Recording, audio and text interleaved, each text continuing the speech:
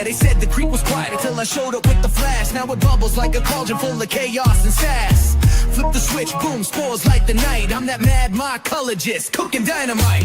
Roll up in the lab coat, looking like a villain. Petri dish, pimping every strain I'm killing. Got that mycelial feeling spreading in the ceiling. Dr. Salary and Sermon got the culture kneeling. Moon pearl shimmer while the flask gets hot. MCM, baby, we the cream of the crop. I mix oats and sawdust, make that block ignite. Fun guy fireworks, call it Friday night. I'm a spore bomb lighting up the scene. Grow bags popping like a fever dream. Got jars on the table, culture's clean. Dr. Silurian cooking up that green. Mossy Creek, that's dynamite. Spreading spores till the stars take flight. Call the lab, tell them brace for blight. Cause I'm blowing up the world with mycelial might.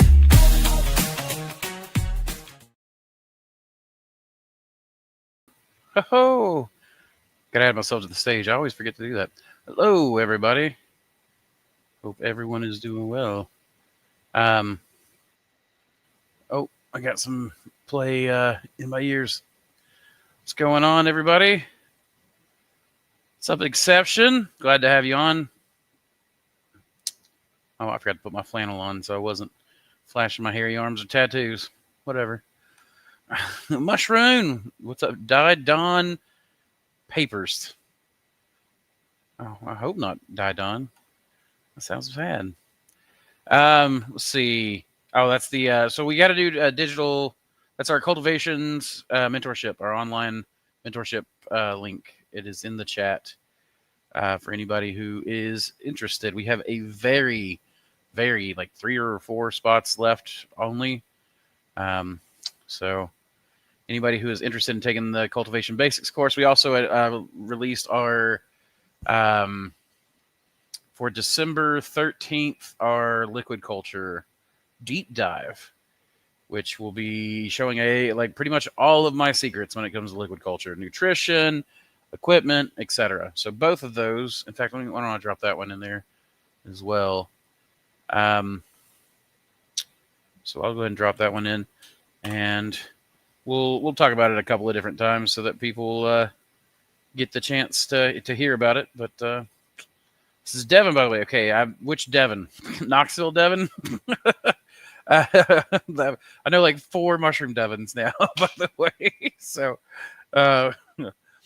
what's up, Scuba Frogman? Sending some heat my way. Oh man, don't do that. It's supposed to be fall. Give me that fall flavor.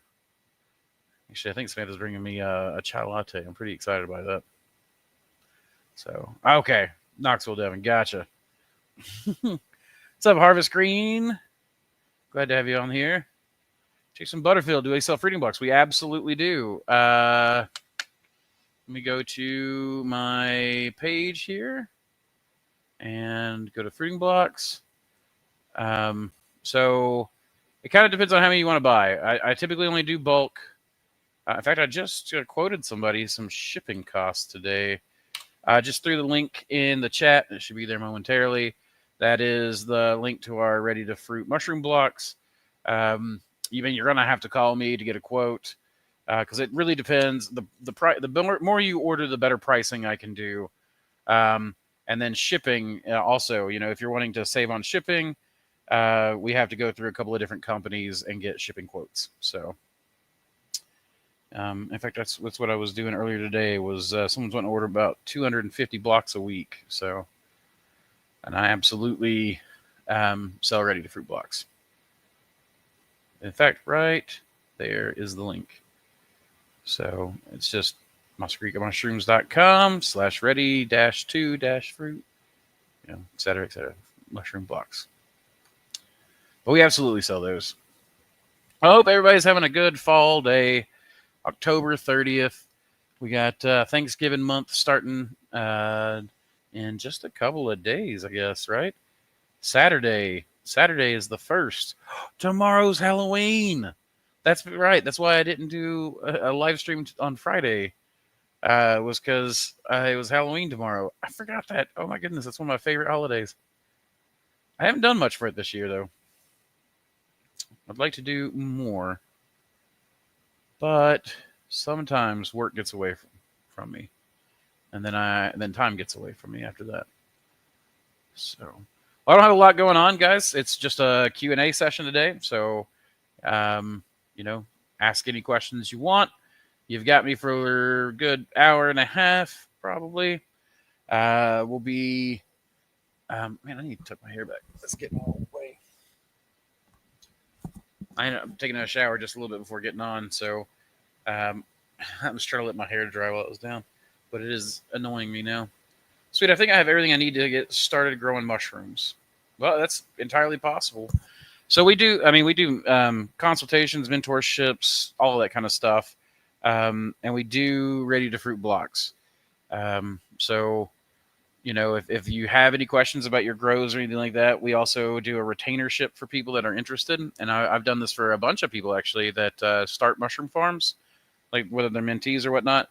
And then they'll get a retainership and put me on it for their employees, so that their employees are calling me and asking me questions rather than calling them and interrupting them. So that's also something to consider if you have something like that going on, or if you need help building out your op. But if you are pretty much ready to go and you're one of those DIYers, then yeah, we absolutely sell ready to fruit blocks, and you know, it goes up and down because people will buy ready to fruit blocks typically until and I do this to myself a lot, where the truth is that it's probably going to be cheaper for you to make your own, but in the beginning, it's oftentimes the best thing is just go ahead and buy them, and then a lot of people do that for a while, and then you know, do like a consult with me on how to start making their own, and then we start selling them spawn to make their own blocks.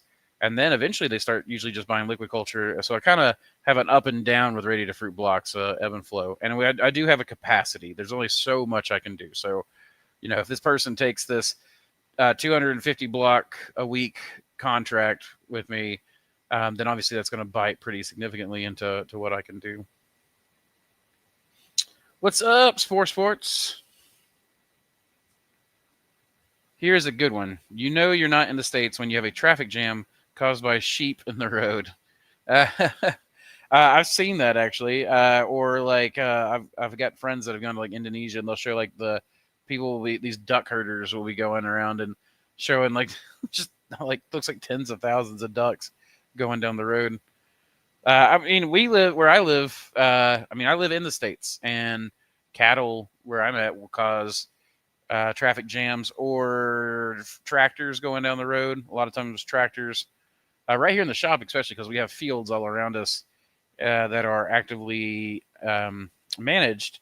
So they're either cut for hay or cattle raised on them. And so you've got tractors, and it's one of the joys of living in an agricultural area, right? I like it personally. Hey, Andrew, I just joined your Patreon. Heck yeah, at the Harissing Horde level. Are you still sending out the 3 liquid culture? It's not every month. But you'll get them like as you pay for them, you'll get them. But we tend to send them out about once a quarter or so now, just to save on shipping. So like people, you know, will normally get like 9 syringes or so in a packet. I'm a little behind right now. Samantha and I are currently catching up. It's actually something we're filming some of the Patreon rewards pooling for the liquid culture class and the liquid culture basics course that we've got coming up. So the liquid culture deep dive online course and the cultivation course, we're going to be going over liquid culture and pieces on some of that, but we're doing a lot of that. So because we got a lot of Patreon stuff to pull, so I am a little behind, but we only typically do it once every 3 months or so.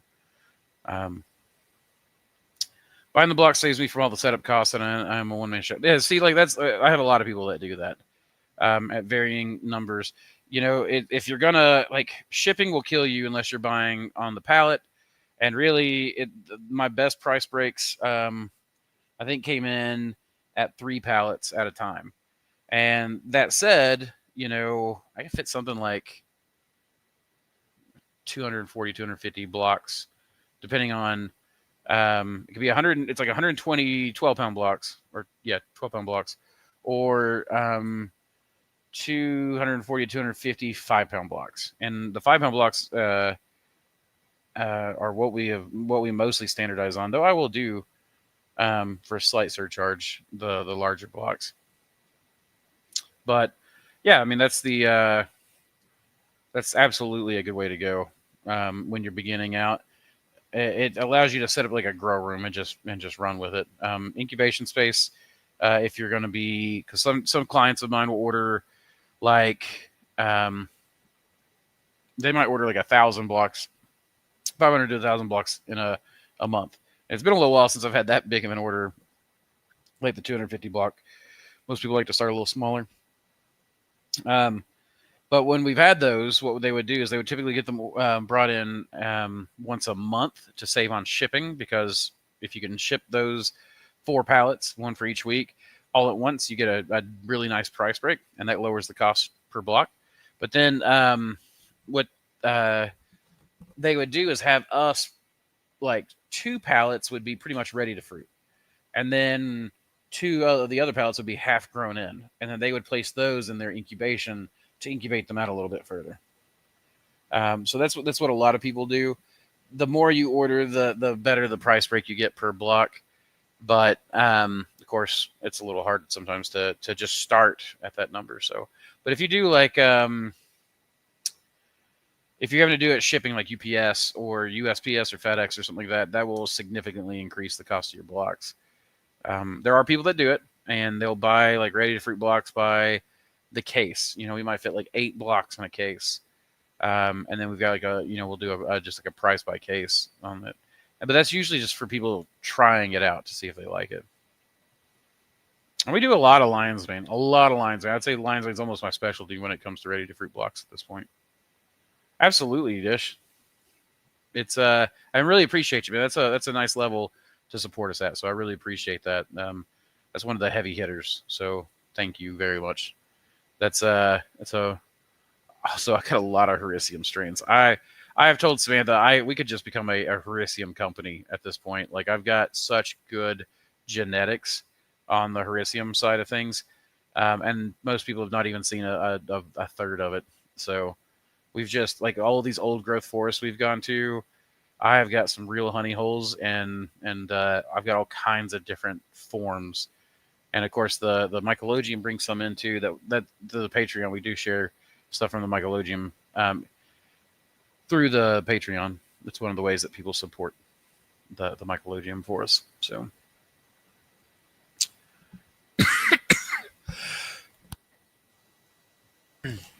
pardon me. And then we don't really see. We've got a lot going on here.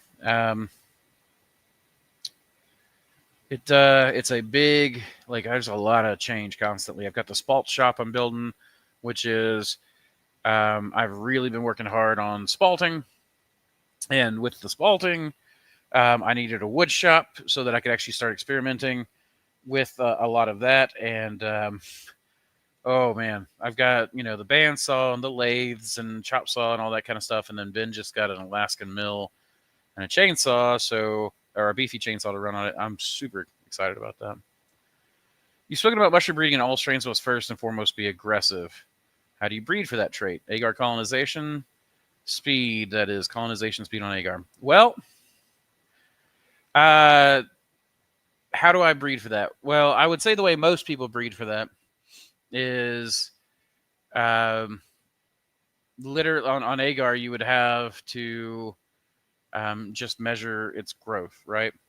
And that's the way most people do it. Now, most of my breeding secrets I don't really go over except with mentorships, and I've hired people that hire me specifically to do consults and stuff. I will talk breeding, but I will usually talk about breeding in the way most people do it. There's a number of ways that you can breed for it, but most of it is observation. And I have a few. Most people are surprised. Like, I have the way I breed mushrooms is very simple, and I've really ripped out a lot of the unnecessary work from it. And it's one of the ways that I get really aggressive strains. I need to do a whole new release structure for because most of what I'm selling right now is from my first and second generation crosses, and I have like fourth and fifth generation now that I could really be working out of. But the aggressiveness is like a variety of things. There are a few different things, but it's all about selective pressure. So you want to take your fastest incubators, your fastest spawn run strains, and then just breed them together, right? There's a number of ways to breed. One is just spores to agar. So you can do something like an inoculation loop where you heat it up, cool it in agar, and then drag it across the spore print. Then you'll take it and you can do spore streaks and then turn the dish and do it with the same thing with another spore print the other way. And that way you get this crosshatch pattern. And what you can do is select in that crosshatch pattern for anywhere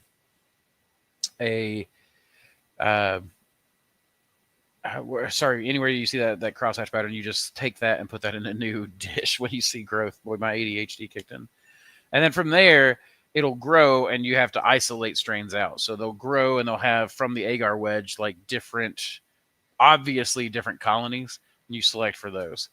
But there's a variety of ways that you can breed for speed. But the biggest one is just going to be observation. Which ones grow in faster, right? And then put selective pressures in your program. A lot of people like to cross and then collect every strain. And I have a rule: I can collect at maximum 3 strains per cross. And I usually know what strains those are almost immediately at the selection process. And with that, it's definitely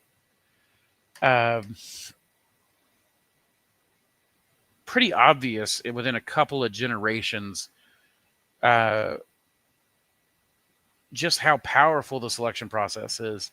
You got to cull. In a breeding program, the most important thing to do is cull. And I hate to put it that way. And culling doesn't have to be cruel. It doesn't have to be like killing an animal, though I guess that's technically the term.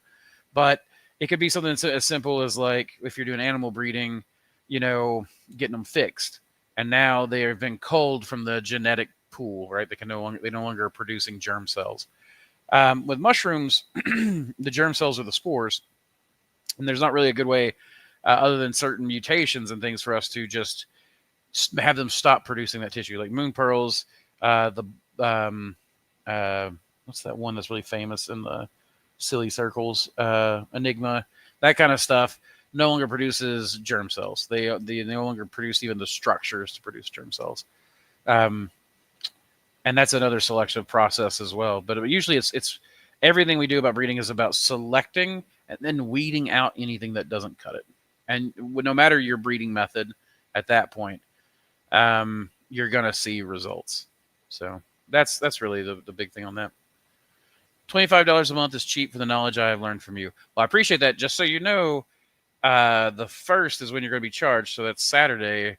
It's not $25 a month. It's actually $25 per video and per live stream. So you need to put a cap on that before you get surprised. I don't know why Patreon does that. When I had to decide early on whether it was per video or per month, and I did it per video, knowing that people could put a cap on it, but then it's still just kind of always, I don't know, it's super buggy. I don't actually, Patreon's, it's nice, but it's really not, it's kind of buggy like that. I don't understand why it does that. So just so you know, you need to go in there, and if you're only doing $25 a month, and put a cap on it. That'll help you big time from having a surprise. It is helpful to me if you leave it on and allow me to do the 4 videos and do $100 a month. But I obviously understand that not everybody can afford that. So, do you have any suggestions on how many blocks to start with for setting up the grow room? I'm looking at 100 to 200 blocks per week after getting the hang of growing it with customers. Well, I mean, for setting it up, it's going to be different. So whatever your target level is what you would ultimately want to be putting in there, because every time you increase the number of blocks, you're interrupting the environment. And so when you're interrupting that environment, you're bringing in more organisms that are putting out or performing more of metabolism, right, which is producing more CO2. So the more things you get in there every single time, every time you level up the amount of blocks in your grow room, you're actually thickening that air, essentially. And the smaller environment you have, the more densely packed your grow room, or the smaller your environment. But so it's like a cubed feet, and the number of poundage really that you've got of biomass in your grow room. But yeah, anyways, the point, the easy answer is the more blocks you put in there, the the more CO2 you're putting out, the more it's going to change your environment. But it also changes your humidity levels. It changes the bioload in your air. And like oysters in particular, I've noticed are very bioload sensitive. Um, I think this is like a thing where oysters sense somehow that there is a lot of biomass in the air, a lot of germ cells being thrown out, whether that's through mold or other oyster mushrooms or what, and therefore the competition is fierce. And then it's like they actually produce less pounds of mushrooms um, because the air is so competitive, right? It's like they can sense it that they need to save their energies a little bit. So if you're looking at 100 to 200 blocks, obviously the ideal would be 100 to 200 blocks per week. And that's, of course, whether you're doing 10-pound blocks or 5-pound blocks. Teddy, hush. That'll do.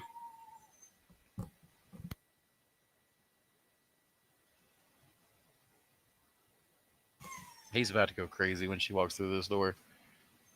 There we go. Actually, well, maybe he went quieter. Hey, baby. Ooh, thank you.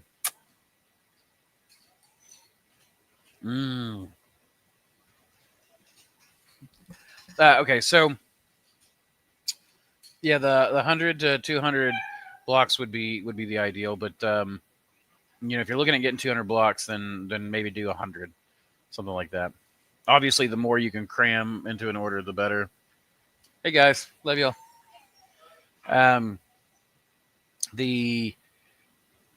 of course, it's going to depend on how much you can afford. So, and I'm sorry, guys. I know that every time I'm asked a question, the answer is always it depends, right? But that's just because I think context is everything. Been watching even more lives, and I just want to say that the way you and Samantha are with each other reminds me of how me and my wife is. We've been together 7 years. It's nice to see. Thank you very much. We've been together. Well, I guess in August was our 20-year anniversary. And we dated for, what was it, the 2 years before that? Yes. So Samantha and I have been together and we knew each other a year before that, but she didn't like me very much. To be fair, I was kind of rude, but not on purpose to her. I was kind of on purpose to her, but it was another person that was trying to set us up. But I appreciate that. Yes, I like Teddy. I do like that. We had a mentorship here a while back, and they said that they really liked whenever Samantha walked into a room that I light up, and I was like, yeah, I feel very blessed that I still feel that way. That when I feel better when she's in the room. So I'm glad to hear that you seem to feel that way about your wife. Who wants to be married to someone they don't like? Hey, what's up, Myco Nerd? You got the kitten. Isn't it ugly? You like that one? Don't get too attached. Calling him Jared already? I think there's something wrong with him. Yeah, I thought there's something wrong with me. One of your old videos shows you changing, cleaning the fans every week. If you were pulling air out of the room, would you need to clean it as often compared to pushing air into the room? Yeah, I mean, that was us pulling out. So the question is all about whether the spore load, right? Because when we're pulling spores out, you're getting more spores on your fan blades. Now, some people have gotten around this by trying to filter out of their room, but the most ingenious setup that I've seen really was Josiah's, where they just pick their mushrooms early and allow their a lot of times I think they're still doing one and done, and his mushrooms are the best because they're picking early, they're picking often, and because they're picking them before they do most of their spore dump. A, it has most of the weight. B, it has pretty firm texture, but C, it keeps his maintenance down. I've not really been in a grow room that's as clean as Josiah's, so that's pretty neat. He's really got some good clean grow rooms, and a lot of that's their picking schedule. But I would, one of the big things for me is you want to pull the air out. You don't want to push air in unless you have a setup that actually you don't mind air bleeding out of every corner of that grow room, because the air is going to find every crack, and those spores will find it. But you can just pull the air out with no fans pushing air in, just one fan pulling air out, and air will naturally flow through your grow room. And I mean, it's pretty easy to clean grow room fans. You just pull it, put a new one in, take the other one out to your back dock, backyard, whatever. You should have a low pressure pressure washer, and you can use that to clean your fan blades really easily. And then just make sure it's good and dry before you ever plug it back in. I like to put mine in the dehydrators. I've got a special shelf for it, and it goes in there, and it's just been there by itself. But that's how I do it. I don't like positive pressure grow rooms unless you specifically like have a grow space where the air is just being jettisoned outside via the air. But if you have a grow room inside and you're trying to push air in and then trying to pull air out, your fans are going to be imbalanced at some point because spore loads and whatnot. But also if you're pushing air in, sometimes you'll have a cycle, like it'll pull and the spores will still get in those fans, and then you won't have expected it, and therefore you won't be checking it, and therefore you won't clean it.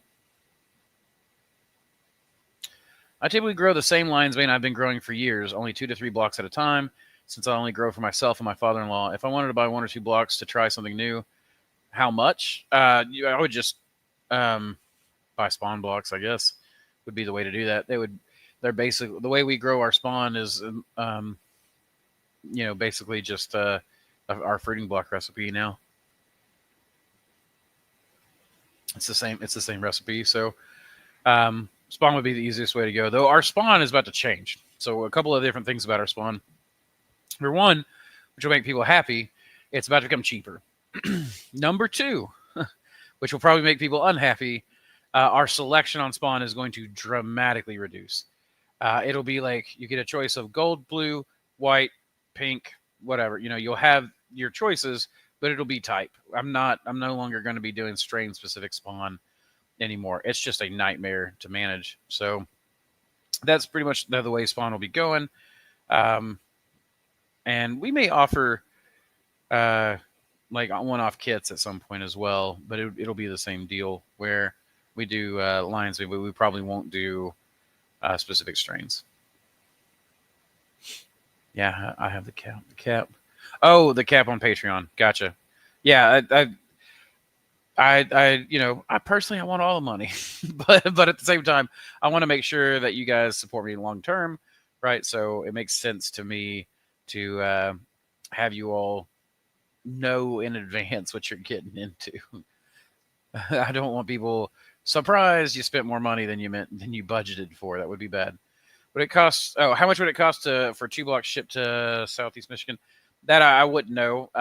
You could get our website's got a shipping calculator that you can check, and so 5-pound blocks would be the same as our spawn, and you can just check on our website, that kind of thing. Hey, caught the live this time. Heck yeah, Vincent. Glad you jumped on. What's up, Andrew? Glad to tune in for a bit. Yeah, Falcor, welcome. I think weren't you saying that you missed one recently? While we're on the topic of Patreon, I assume the higher tiers that come with LCs are U.S. only. Primarily, I think we do Canada. So I think it was Canada, U.S., and Mexico easy. I think now it's just Canada and the U.S. because Mexico has been a real pain on support for us, on shipping for us. I haven't had a hard time focusing today. My ADHD is kicked up like crazy. Was Josiah building on a new place? Saw some Insta posts that made it look like he was really expanding. He is, yeah. He's actually moving into a warehouse that's about the size of mine, which is 6,000 square feet. So he's moving his op from like Rocky Top, Tennessee to Powell, Tennessee, which actually put him closer to Knoxville. And then, of course, he's expanding out his commercial grow operation. So they're still doing markets. Of course, they're doing their mushroom jerky, all that kind of that stuff. But yeah, they're doing even more commercial production. Or as you guys know me, I'm more of I like the research and experimental side of things. So, which actually works out really well for the classes because I get a wide base of knowledge. So that I get to export to everybody. Yeah, I wasn't able to make the ones on Fridays. Gotcha. It seems like Thursday ends up working a lot better for people anyways. We end up having I guess we're like Fridays. People are got the weekend, right? So. Okay, thanks. Hard to find good genetics in the EU. I'm in Belgium. Okay, so we've shipped to Belgium before. The only thing I can think of, I don't know. For Patreon, I couldn't do it. I don't think. Um, but you could get genetics off me off the website. I think Belgium should be green listed, so you should be able to just go straight through the website. I don't know what the shipping is going to be, and we normally have to do UPS for international. That seems to work a lot better for us. So the ever since the tariff stuff started, we end up having some issues though. So you need to check with your country, and of course the EU's rules and regulations. Um, you know, the liability is going to be on you. Unfortunately for everybody at this point, because it's so hard to know. Because some countries are not a problem at all. France is not normally a problem. Germany will give me some issues. Austria never given me a problem. I think Belgium has been one of the easier ones to ship to. Australia, never a problem. New Zealand, kind of hard to ship to. And who knows now? Of course, I don't sell that much to New Zealand, so I don't have too much to worry about, I don't think, on that front. So far, you give me enough information to think I can grow mushrooms. 20 years of experience, you saved me $10K because I can grow in the basement.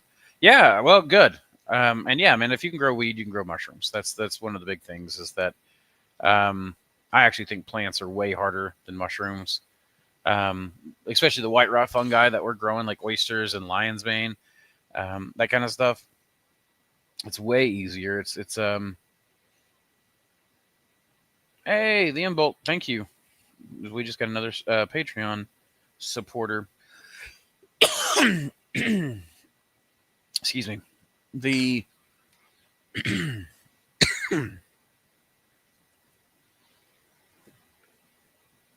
my opinion, plants are so much more finicky than many of the white rot fungi that we're growing. Now, that said, mushrooms is a huge kingdom. So if you wanted to get into some weird stuff, obviously there are things that are more impossible to grow than a lot of plants, like truffles, right? But most of us aren't growing truffles.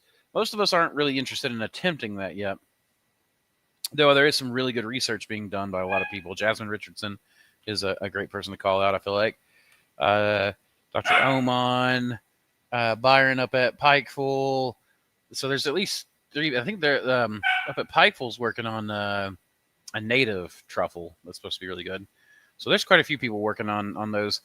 But when it comes to white rots, most of the white rots are easy. White rot means that it as it grows across the wood, it actually bleaches the wood. It's usually the result of what are called peroxidases. And so just like people put peroxide on their hair to bleach their hair, peroxidases will peroxidase, right? Yeah, will bleach the wood as the mycelium is growing and eating. If you notice when you have a bag of sawdust, it can be quite dark sometimes.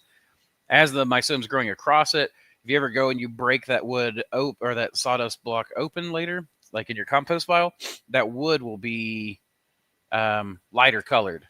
And for oysters, for me, my liquid culture will go from dark to light. With hericiums, even though they're a white rot species, what's interesting is that though in liquid culture, they go from dark, they'll lighten the liquid culture, and then they really darken the liquid culture. So there's that as well. But yeah, man, if you can grow weed, you can grow mushrooms.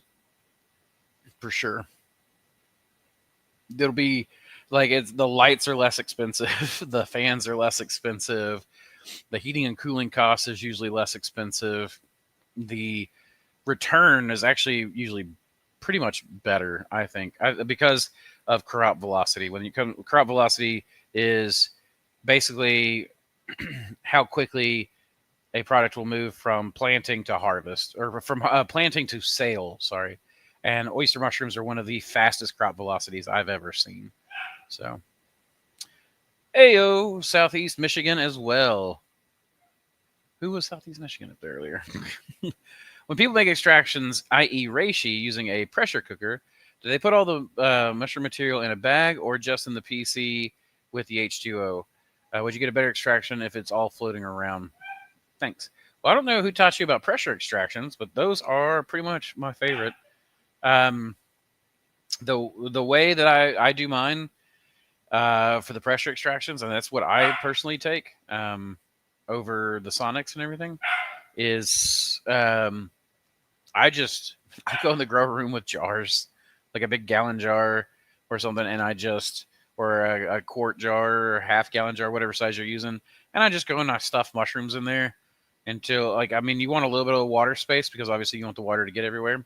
So I stuff the mushrooms in there, and then I fill it up full of RO water, and then I close it up, and then I pressure cook it for an hour and a half, 15 psi for like an hour and a half. And then I take that out, and it is concentrated and dark. Then I'll usually take the mushrooms, even reishi, and I run them through. I've got a desktop cider press that I use on my workbench. And so you just put all your mushrooms in these cheesecloth bags, and then just crank that thing down until you are squeezing every bit of drippings out of that. And then I can add alcohol to stabilize it into a product that won't go bad. It'll be shelf stable. That's the way I do it. I don't think it needs to be floating around because as you're heating up water or liquid or gas in an autoclave, it mixes itself. It's the more solid things are when you get air pockets and stuff. That's whenever, or even water pockets where the water can't freely move through. That's when you get a problem. But if your water can move through, then you can absolutely just it'll as it heats, like the stuff on the bottom heats up, it'll move through, and it kind of I forgot the name of the process now, but it'll mix on its own. But grinding it up might help too, though I don't normally do that for the pressure cooked ones. Hi Andrew, great to see you. Hope you're doing well. I am very much. Thank you very much. I hope you are as well. I sent you photos on Facebook of your strains growing outdoors last week. Did you see them? I have not checked my Facebook messages. I probably need to. In fact, I probably have people asking about the classes and stuff on there. I will get on there and check. I am horrible about Facebook. It doesn't ever tell me when people message me. So neither does Instagram. So I have a really hard time with that. But I will check now that you've told me to. I'll look it up. Thanks. If France is easier, I do have family there that can reship for me if that's simpler. I remember you mentioning slants would have better. Slants are the best way to ship, but I have shipped liquid culture to Europe. So if for some reason it was impossible to ship to Europe, and then one day it just became easier. And then now it's a little harder, and poor Samantha has to navigate that bureaucracy. But I started building a navigating bureaucracy effectively AI assistant that actually helps me out a lot. So, hey, Andrew, purchased access to your online cultivation basics. Heck yes. Thank you very much, Miro. I wanted to ask, though, if I already have basic experience cloning, making LC, grain spawn, agar, and fruiting blocks. I would think so because I do things a little bit differently a lot of times. There might be some things that are going to be the same. But and I will cover some like other. It kind of depends on what your goals are, but I would think that it would be worth it for you. We'll be able to go over some very specific things as well in the class. We'll go over scaling up a little bit, that kind of thing. But it's going to be just as pertinent for hobbyists and stuff. So again, it kind of depends on what you're wanting to do. If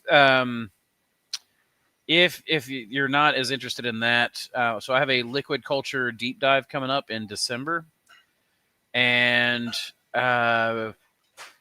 then I haven't got it figured out entirely, but next year there will be a class a month available, and each one's going to be covering a different topic. I mean, I'll probably do 2 or 3 basic cultivation courses just for people to regularly have that.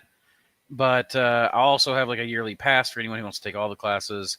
And then, of course, if you take this cultivation basics, then I'll have a pretty at the 30% discount.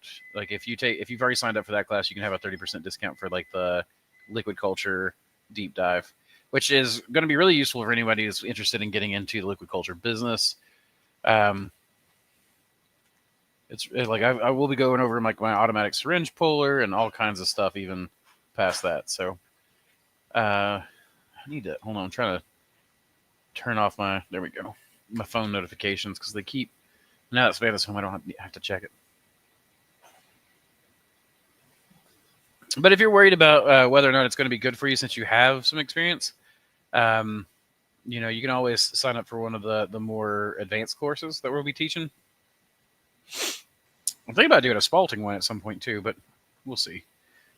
Have you ever found a need to buy mushrooms from people buying your blocks, dried or powders? Not typically. I've got a lot of people that are close to me.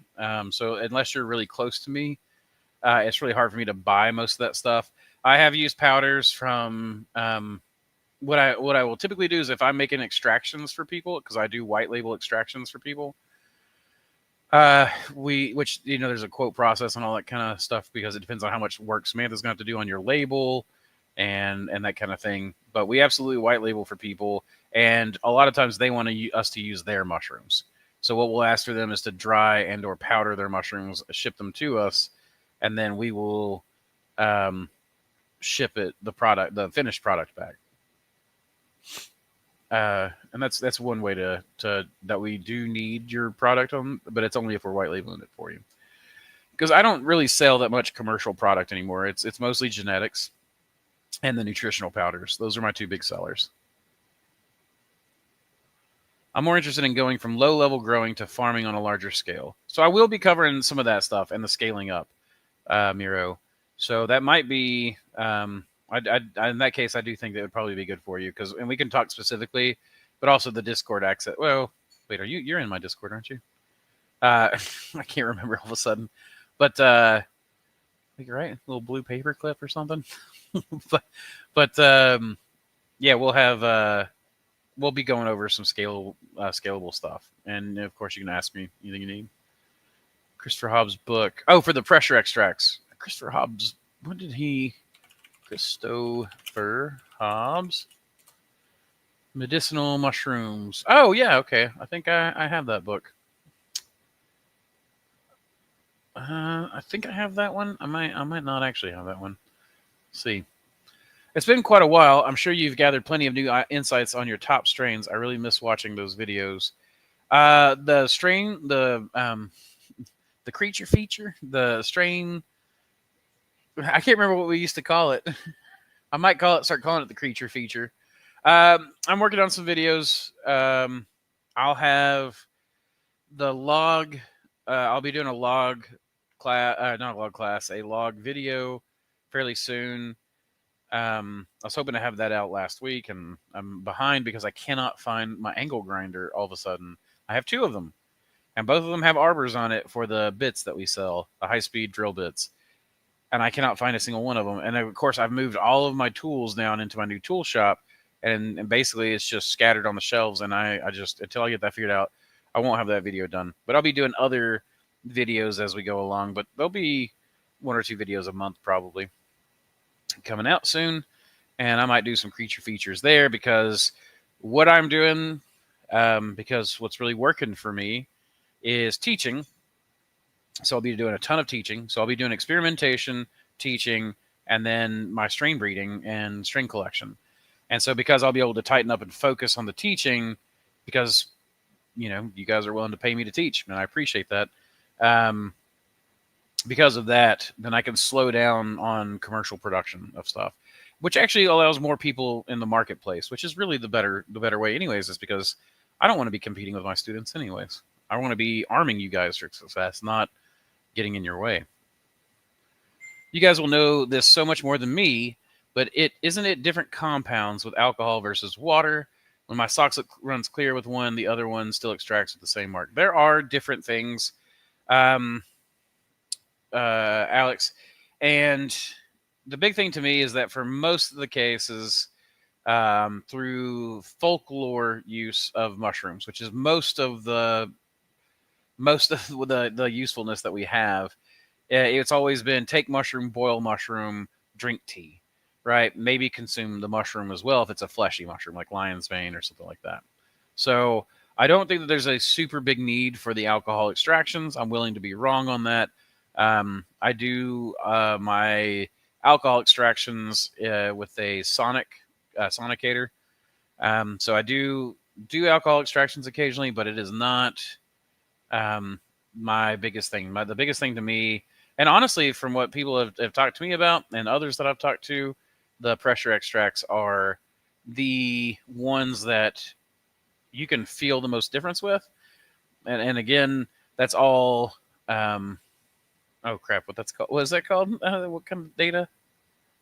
What's it called whenever you hear stories and it's not like actual data? It's called not circumstantial. Oh my gosh, why is my brain farting so bad today?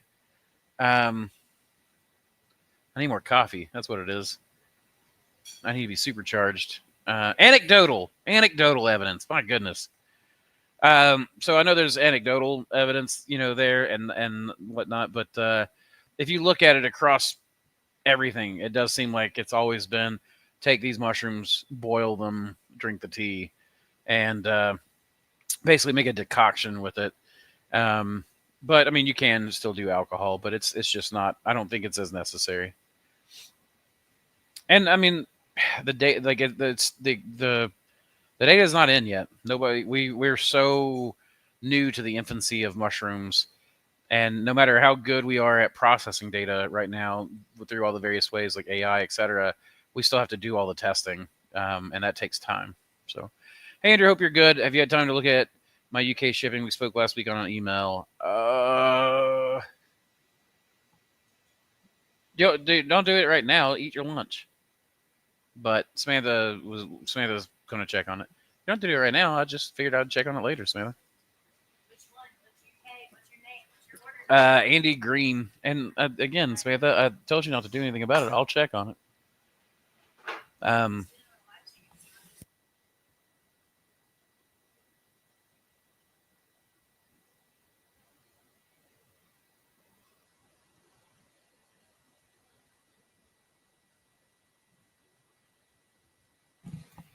um, I don't know anything about. Was that a quote that I was getting you, or was that a an order? I don't know. I don't recognize the name right off the bat, bud. Sorry. Do you have any videos on safety for growing? I have one called "Don't Mix Electricity and Water." Uh, who knew? But that's about all I can think of. Would be. I don't think I've done much about it. I mean, other than like wearing a mask, that's the biggest thing. Um, we do go over safety a lot of times when we're working in the lab because you're dealing with scalpels and torches and alcohol and all kinds of stuff like that. So that would be the biggest thing, especially since scalpels right here. A lot of people don't realize that these little ligaments that are in your fingers. We had somebody at the factory that cut one. And he just thought it was a paper cut, so he just wrapped it up. And then later on, come to find out he had permanent damage and he wasn't able to pull his finger all the way down anymore because these things, once they're cut and they lose tension, it's really hard to stretch them back out and reconnect them. You have to get them reconnected very quickly. So we were really big at the factory on making sure that any hand injuries were inspected by a medical professional. And so scalpels, that's one of the big things to me is that you want to be very careful not to ever drop your scalpel or slice yourself. When you cut, you want to make sure, especially like polypores that are really hard until they're not, right? So it'd be like you're really putting pressure on it. Anytime you're putting pressure on something with a blade, you never want to be you never want to use a backdrop of a hand. You want to hold it in such a way where you're working, and if the scalpel ever slips, that it's going to slip on the table or something else. You don't want it to ever cut yourself. That's the biggest thing. The only other thing I could think of would be like, making sure you're not sending out bad product to hurt people. So you'd have like, of course, you don't ever want to send out bacterial mushrooms or anything like that. But that's really easy. When your mushrooms have got bad bacteria. It's pretty obvious. Don't send out slimy mushrooms or disgusting mushrooms that have touched the floor, that kind of stuff. You want to just always be very careful with that. He said his name is Andrew Hannibus, and he's sorry to stop your dinner, Samantha. Yeah. No, this the nickname on here was Andy Green. So No, there's. I don't want to. No, what? I don't want to advertise other people's stuff on my website. I will give you money via PayPal for you to post a link to my site, okay? Yeah. Oh well. How much money will he pay me to put on the link? She found another email.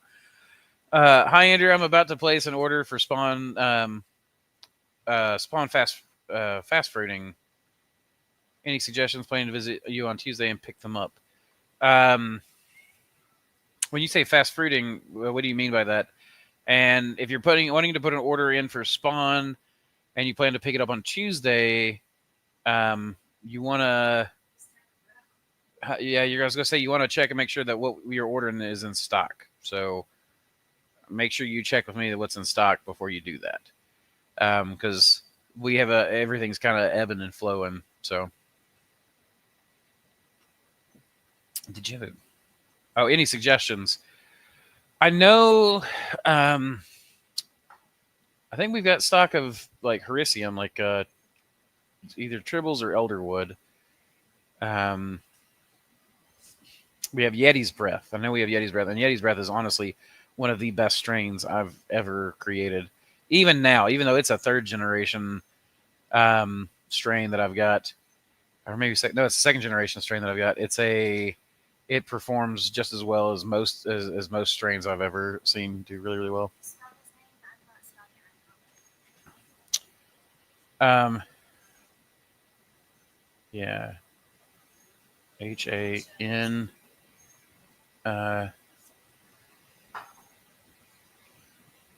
Oh, I lost it.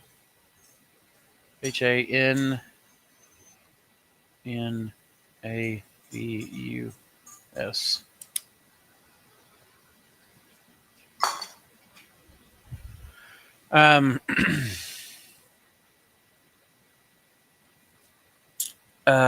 Let's see. But yeah, those are the suggestions I would have, because I know that those are in stock. Anything else, I would have to go check. So you're always welcome to call maybe tomorrow or something like that, and check out what we have. I don't think we'll have Moon Pearl at that point. I think we're tapped out of Moon Pearl till about the end of next week. So, yep, I'm in the Discord. You know that I'm the Blue Clippy. Okay, yeah, that's exactly what I thought. I've registered for the next online mentorship, but I'm also interested in the LC one. So we'll get a coupon for it at some point if I understood you correctly. Yeah, Vincent, just email me and I'll email it right back to you. I'll get you that code. But that'll be a 30% off code.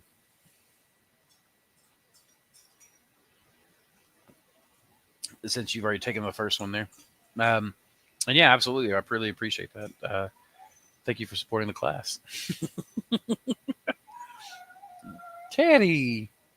He's over there just looking at me whining. Come here. Or no, he's looking at Mama whining. I have a block of your gold leaf fruiting on my kitchen counter right now. No humidity tint or anything. Doing great so far. That is one of my favorite strains. I really, really, really hate the hate that gold is getting right now. I'll be honest. It makes me want to do nothing but grow gold and like put out tons of photos of me growing gold. But I'm pretty sure I'd get a backlash, so I'm not going to do that. It's also why taking on a political fight like that. Just do what I'm doing. But yeah, I just the gold issue, which you guys have heard me go on about that before, so there's no need to go into it now. But gold leaf is such an amazing strain. I want to breed a lot more gold strains, but I'm afraid there's probably going to be some sort of, who knows, legal push on it through the one study that's been done. Anecdotal. Yeah, anecdotal. That's what I was looking for earlier. Thank you. We now have on our roads sheep, goats, cows, chickens, run wild. Wife called one day. We had 3 horses mowing the grass in the yard. I don't own any horses. Oh, man. That's hilarious. Have you grown mushrooms on Framite straw? What is this, Framites? Phragmites? Common reed. Forms dense stands, especially in wetlands. I have not, but I have a lot of reeds and sedges that I'm about to be trying. I am interested to see what the high level of oxalates do. Oh, there you go. You already have it. So I've been thinking for a long time. So We actually have a system that we're working on right now, and it's grown amazing. Oh my gosh. But we take the spent mushroom blocks and we literally just break them up into tubs and then fill those tubs up with water. And it's just going to be a few blocks. And then we just toss in some wetland plants. Most wetland plants, especially the marshy ones, like soil with higher organic matter. Well, spent blocks are all organic matter. And then the water, obviously is there. Everything breaks down. It rarely ever gets stinky once you throw the wetland plants in there. I don't know if they're putting good bacteria in there or what, but everything just works out pretty much perfectly. And the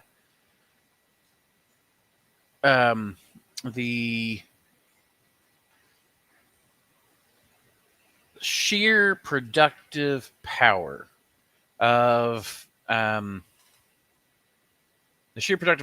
wetland plants is incredible. So if you can use basically the tubs to grow sedges and reeds, things like that, and duckweed. I'm convinced duckweed can do amazing things as the supplement for mushroom blocks. So if you take the duckweed and the sedges and all that kind of stuff, you've got your carbon and your nitrogen ratios. And I think that you could basically take spent mushroom blocks, throw them in tubs, grow sedges, grow mushrooms off of them. There's your Mars farming system. Especially if you have little fish in the tubs that produces some stuff. Safety. I don't want to get anyone sick from bad practices. Oh, yeah, well, that too. So yeah, I think I mentioned that. But yeah, I mean, that's actually a fairly easy thing to do. It's a little... basically, anyone that I've seen really sell bad mushrooms has kind of done it knowingly. And it's not a good way to get on my side. So, and I'm not saying that you would do that, but just saying that's the way I've seen people do it. So the biggest thing is sell clean mushrooms that have been grown in a good fresh air environment with plenty of light and that kind of stuff. But you going somewhere, baby?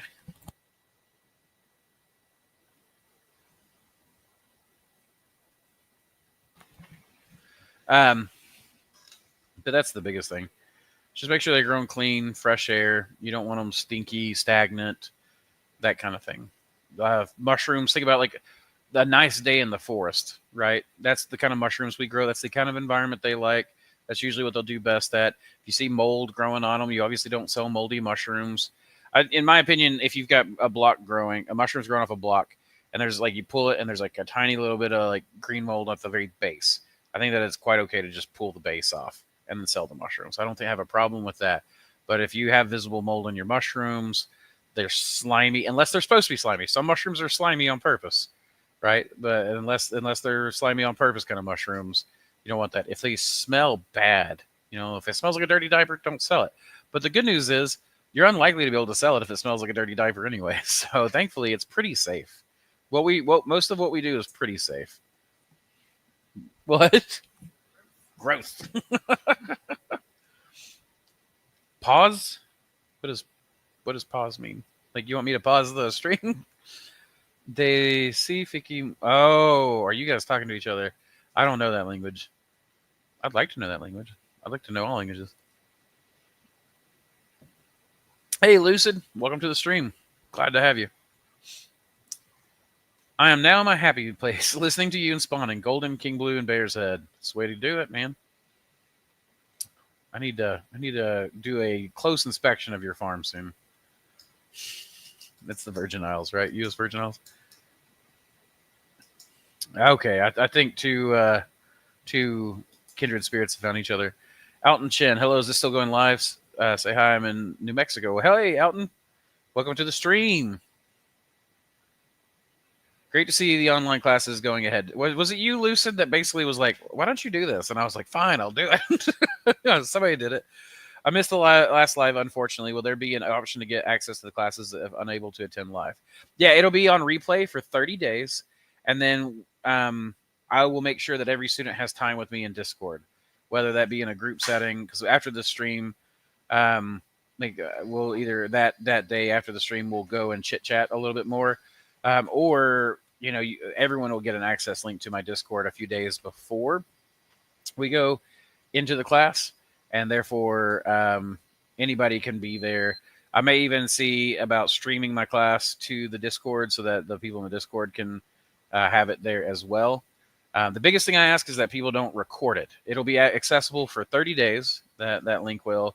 But then any of the materials we send you, obviously you'll have the files, you'll have our SOPs, and any illustrations that Samantha does for it, which I'm pretty excited to get going. She's probably not excited about the workload I'm putting on her. She gave me a look. But there'll be other classes as well. And, we just announced the liquid culture deep dive in December 13th. So, and so I've already been informed that there's going to be 2 students that we have coming to the class who are going to be at market for the first half of the class, and then they'll come and join it later. But don't worry, like this is again, like my mentorships are never teach you and abandon you kind of stuff. It's oftentimes like, I will teach you and then try to get you in, at least in my Discord, where you can talk to other people who have varying experience levels. We got a lot of good people in there. And my Discord, it's weird. It goes quiet through the summer, right? Because everybody's at market doing stuff. And then when wintertime happens and everybody's in the lab, my Discord gets the bumping. And of course, I'm able to spend most of my Discord time is through the wintertime typically. It's cold. People are indoors, and that kind of thing. I even used to cook with my Discord. I would like have the laptop out, and I would like make a mushroom egg bake or something like that. Those are good days. Typically, how long does LC last in a cool area? If it's in the jar, I don't trust it for very long because all filters fail eventually.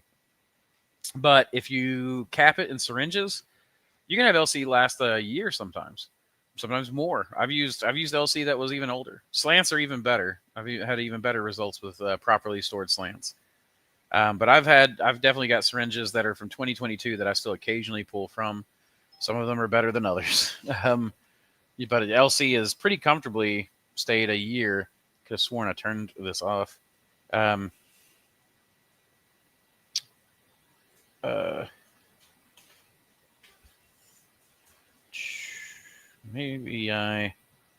we go. I didn't hit the right button. I just didn't the one volume type.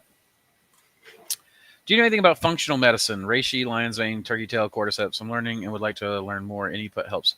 I mean, I know a fair amount about extraction methods. I've really, when I was down sick, people sent me cordyceps and I made extracts out of it. And it was, I made teas out of it and coffees and all kinds of stuff. And that was the first time I'd ever, like I took that cordyceps and it made such a huge difference in my ability to breathe. And so I didn't feel like I had to work as hard while I was on oxygen. After that, I really became interested in the power of the healing of herbs and mushrooms and things like that, and then became a much bigger believer in it than I was before. And so, I don't know. That was really the big thing for me. As far as like functional medicine goes, like I'm not any sort of licensed or trained doctor or is he going to the shelf? He just went in the shelf, Samantha. Teddy went into the shelf. He's literally back there. What in the world? He is super anxious. I love that dog, but he is the most anxious dog I've ever come. I need to get him some of those like anti-anxiety dog treats. But anyways, so I'm not like a health professional, so I obviously can't give any advice on that kind of thing. My first and true love is more in the realm of selective breeding. So I am not. If you've ever played StarCraft and you know who Abathur is, that's who I would like to be one day. I'm already Abathur, she said. Don't even pretend like what? Don't even pretend like it's otherwise. So, yeah, that's really what I'm interested in. And it's obvious to me now that from the time I was a kid, I've been like obsessed with selectively breeding flowers and all that kind of stuff. And this day and age, I think we're going through like a renaissance of selective breeding because people are like, do the isopods that people are doing. Anyways, You asked about functional medicine. I don't know much about functional medicine. I do understand some of the folkloric uses of mushrooms. I understand extraction methods, whether you're trying to get, different alcohol soluble or water soluble compounds. I know how to read the medical studies and things like that. I like to think I'm a fairly intelligent guy when it comes to that kind of thing, but I wouldn't say that is my expertise, is in the application of these medicines, if that's what you're asking. I wouldn't feel comfortable like saying, "Hey, this mushroom cures cancer," because I mean, again, I don't think anything cures cancer necessarily, but um, I would not be qualified to make that statement. But if you asked me, is it possible to breed a mushroom that uptakes a certain toxin, or uptakes more of a certain toxin, or can tolerate an acidic environment or something like that, I'm your guy. I could definitely help you with that stuff. And I can help you with the extraction of these molecules, but you would have to tell me what molecule you're after, and then I would have to, that kind of thing. So, but I am very interested in the use of them, because I use those things myself. Any gold spawn available Tuesday? Christian, I don't think so, but I would have to check. And it's one of those things, like, you just have to call me tomorrow, I think, or email me tonight, and then I can check tomorrow, or even later on this evening, and figure that out. But I don't, off the top of my head, I don't know. It's one of the big problems I have with selling spawn, is just trying to figure out what I have and what I don't have at any particular moment all the time, while we keeping up with the sales and the shipments and the customer service and yeah, that kind of thing. I think that's true of anybody, Samantha. I'll send you a message on the Discord for coupon. Thank you. I think I already got that notification. My Discord's flashing right now. And I'll make that coupon here in a little bit. I'll tell you what. We'll just make...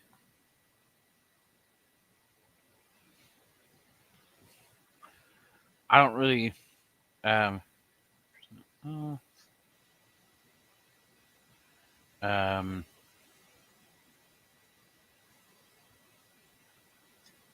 liquid culture class.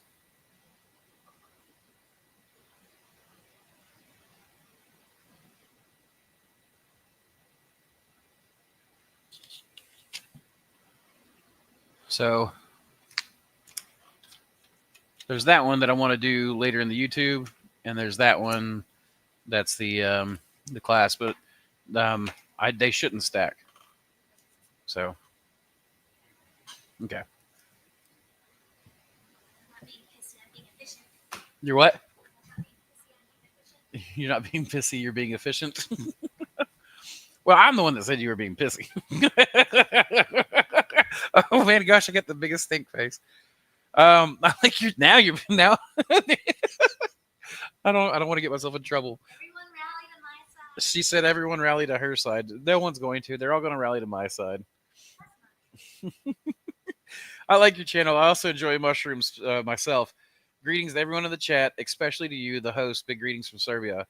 Oh, okay. Gotcha. You were speaking Serbian earlier. That's why I didn't recognize that. Greetings to you as well from East Tennessee. I really don't know how to say your name. Is it Feki? Feki? I'm going to go with Feki until you correct me, okay? And I'm sorry if I'm butchering it. I'm really trying. Oh, you know what? Let me do something real quick.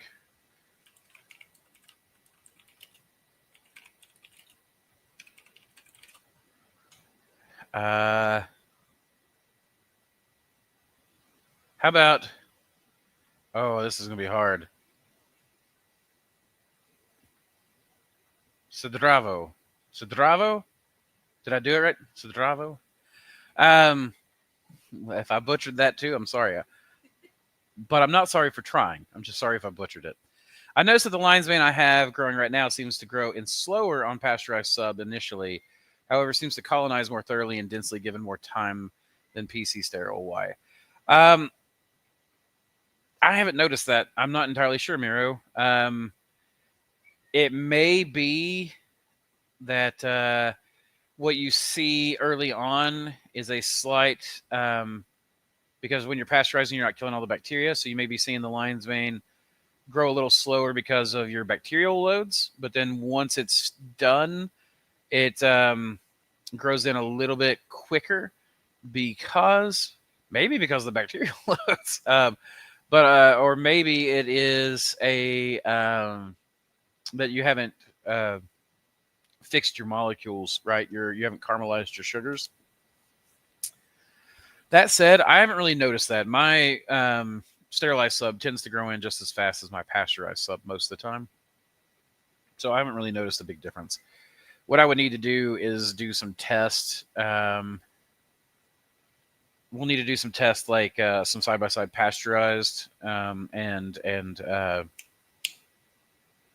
oh my gosh, sterilized, and then do the exact same amount of inoculum from the same source, and then that we would know a lot more. So if we did, 5 and 5 of each, that might give us an idea, and then we could calculate out some things. Part of it may also be that something about lion's mane, most Hericium, is that a block will actually be fully grown in before it looks like it's fully grown in.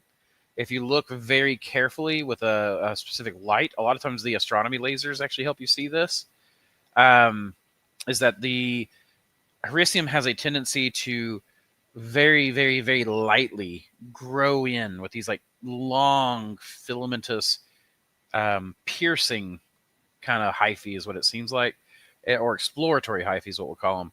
And as they grow in, and then they will bind together and create the big white fuzz that we're more familiar with. I've noticed that like Hericium, that's one of the reasons why we actually open our bags a little earlier. Like we'll sometimes cut them open and sawdust will spill out of the bags, specifically because we're trying to keep it from fruiting. Because once a block grows in white on Hericium, it's usually fruiting somewhere. It's got primordia somewhere, that kind of thing. But it's not something that I've actually noticed before, Miro. So I don't really have any strong correlation or strong feelings, evidence, or even intuitions on that for you. I'm not Devin. You're Devin. We're finally moving to a house with a garage, so I'll be back in the game at the beginning of the year. Congratulations, man. I know that's been something you've been wanting to do for a while. Do you have an idea on direction, like what you want to do? Are you wanting to go commercial gourmet again? Are you wanting to do more extracts? And remember, you were doing extracts before with Magnolia, so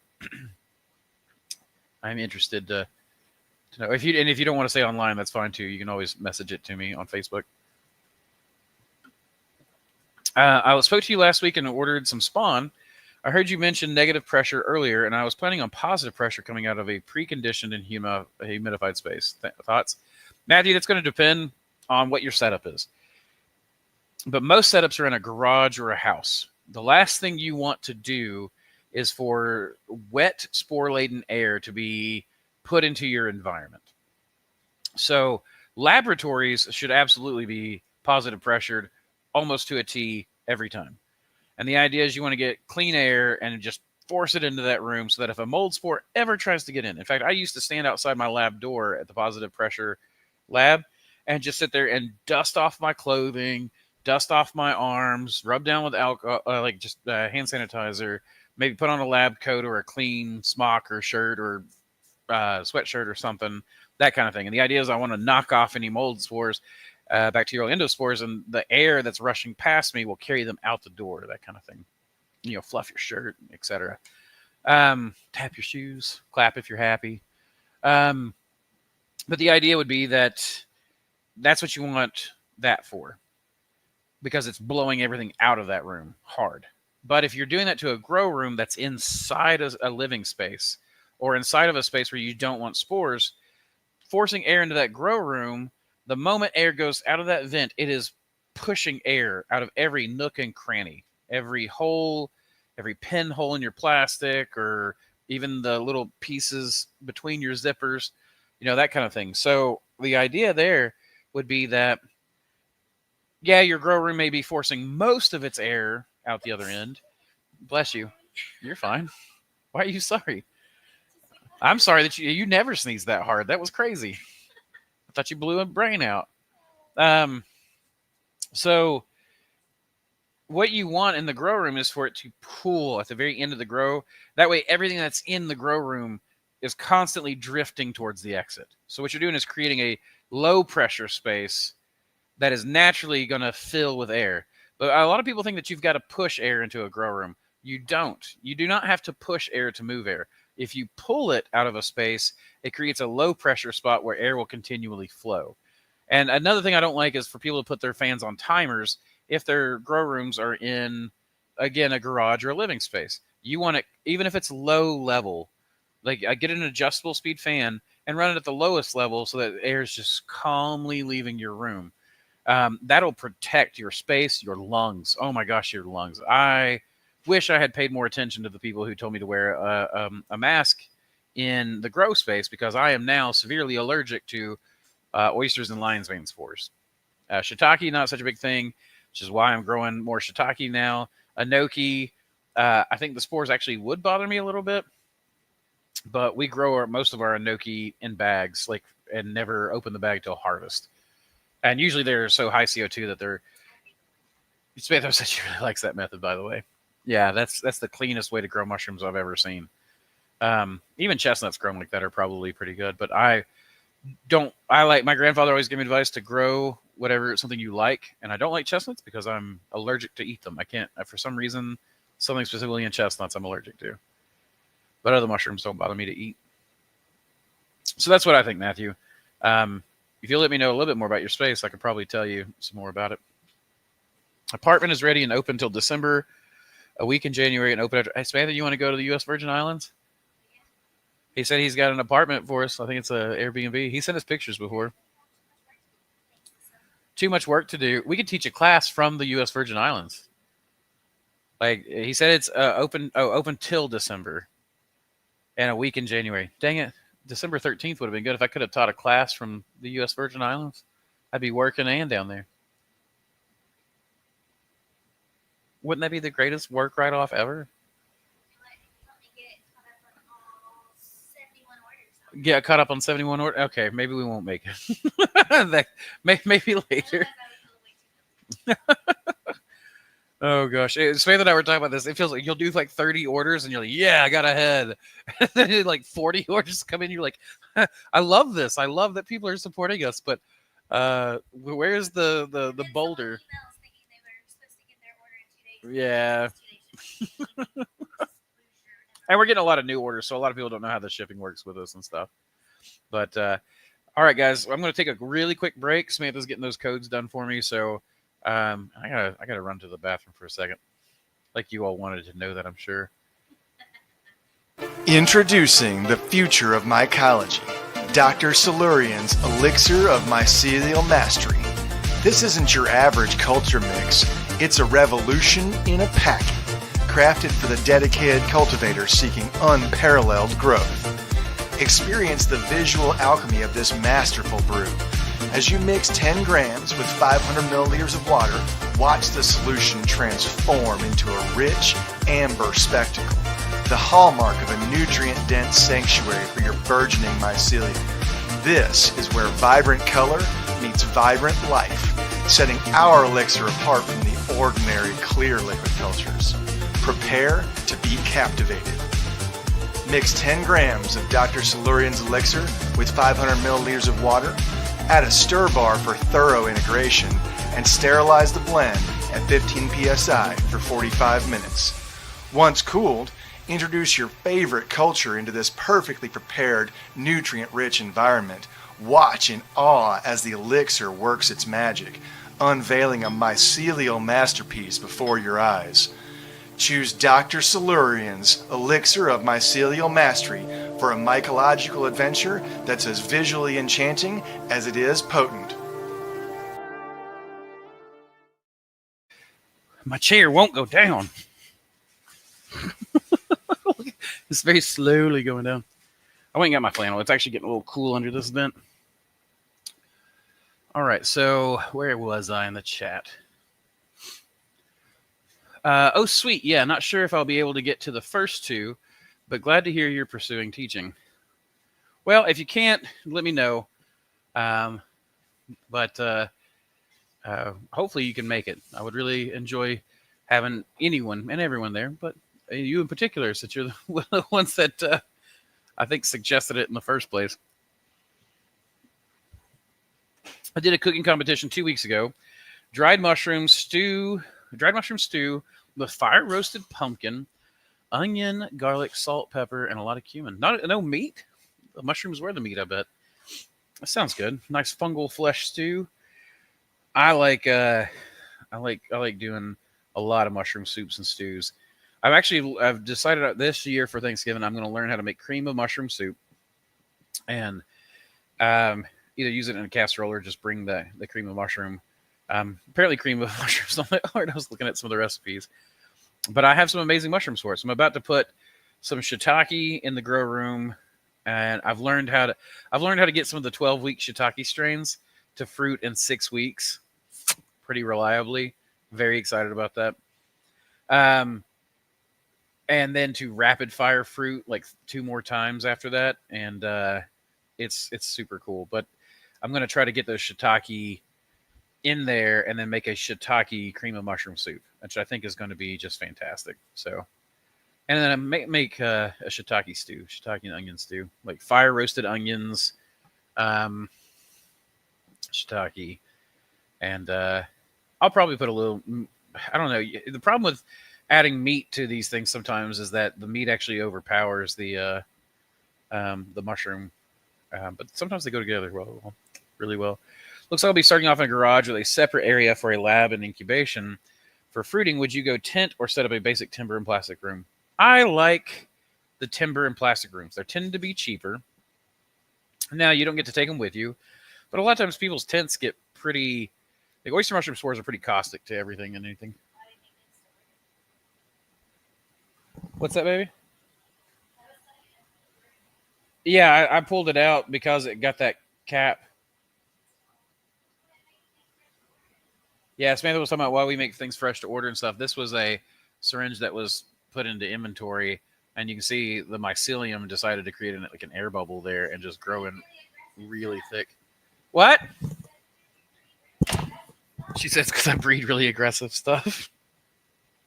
It's true. She's so fed up with me on Spawn because some of the strains that I've done are they're so fruiting fast that she can't really keep anything in stock.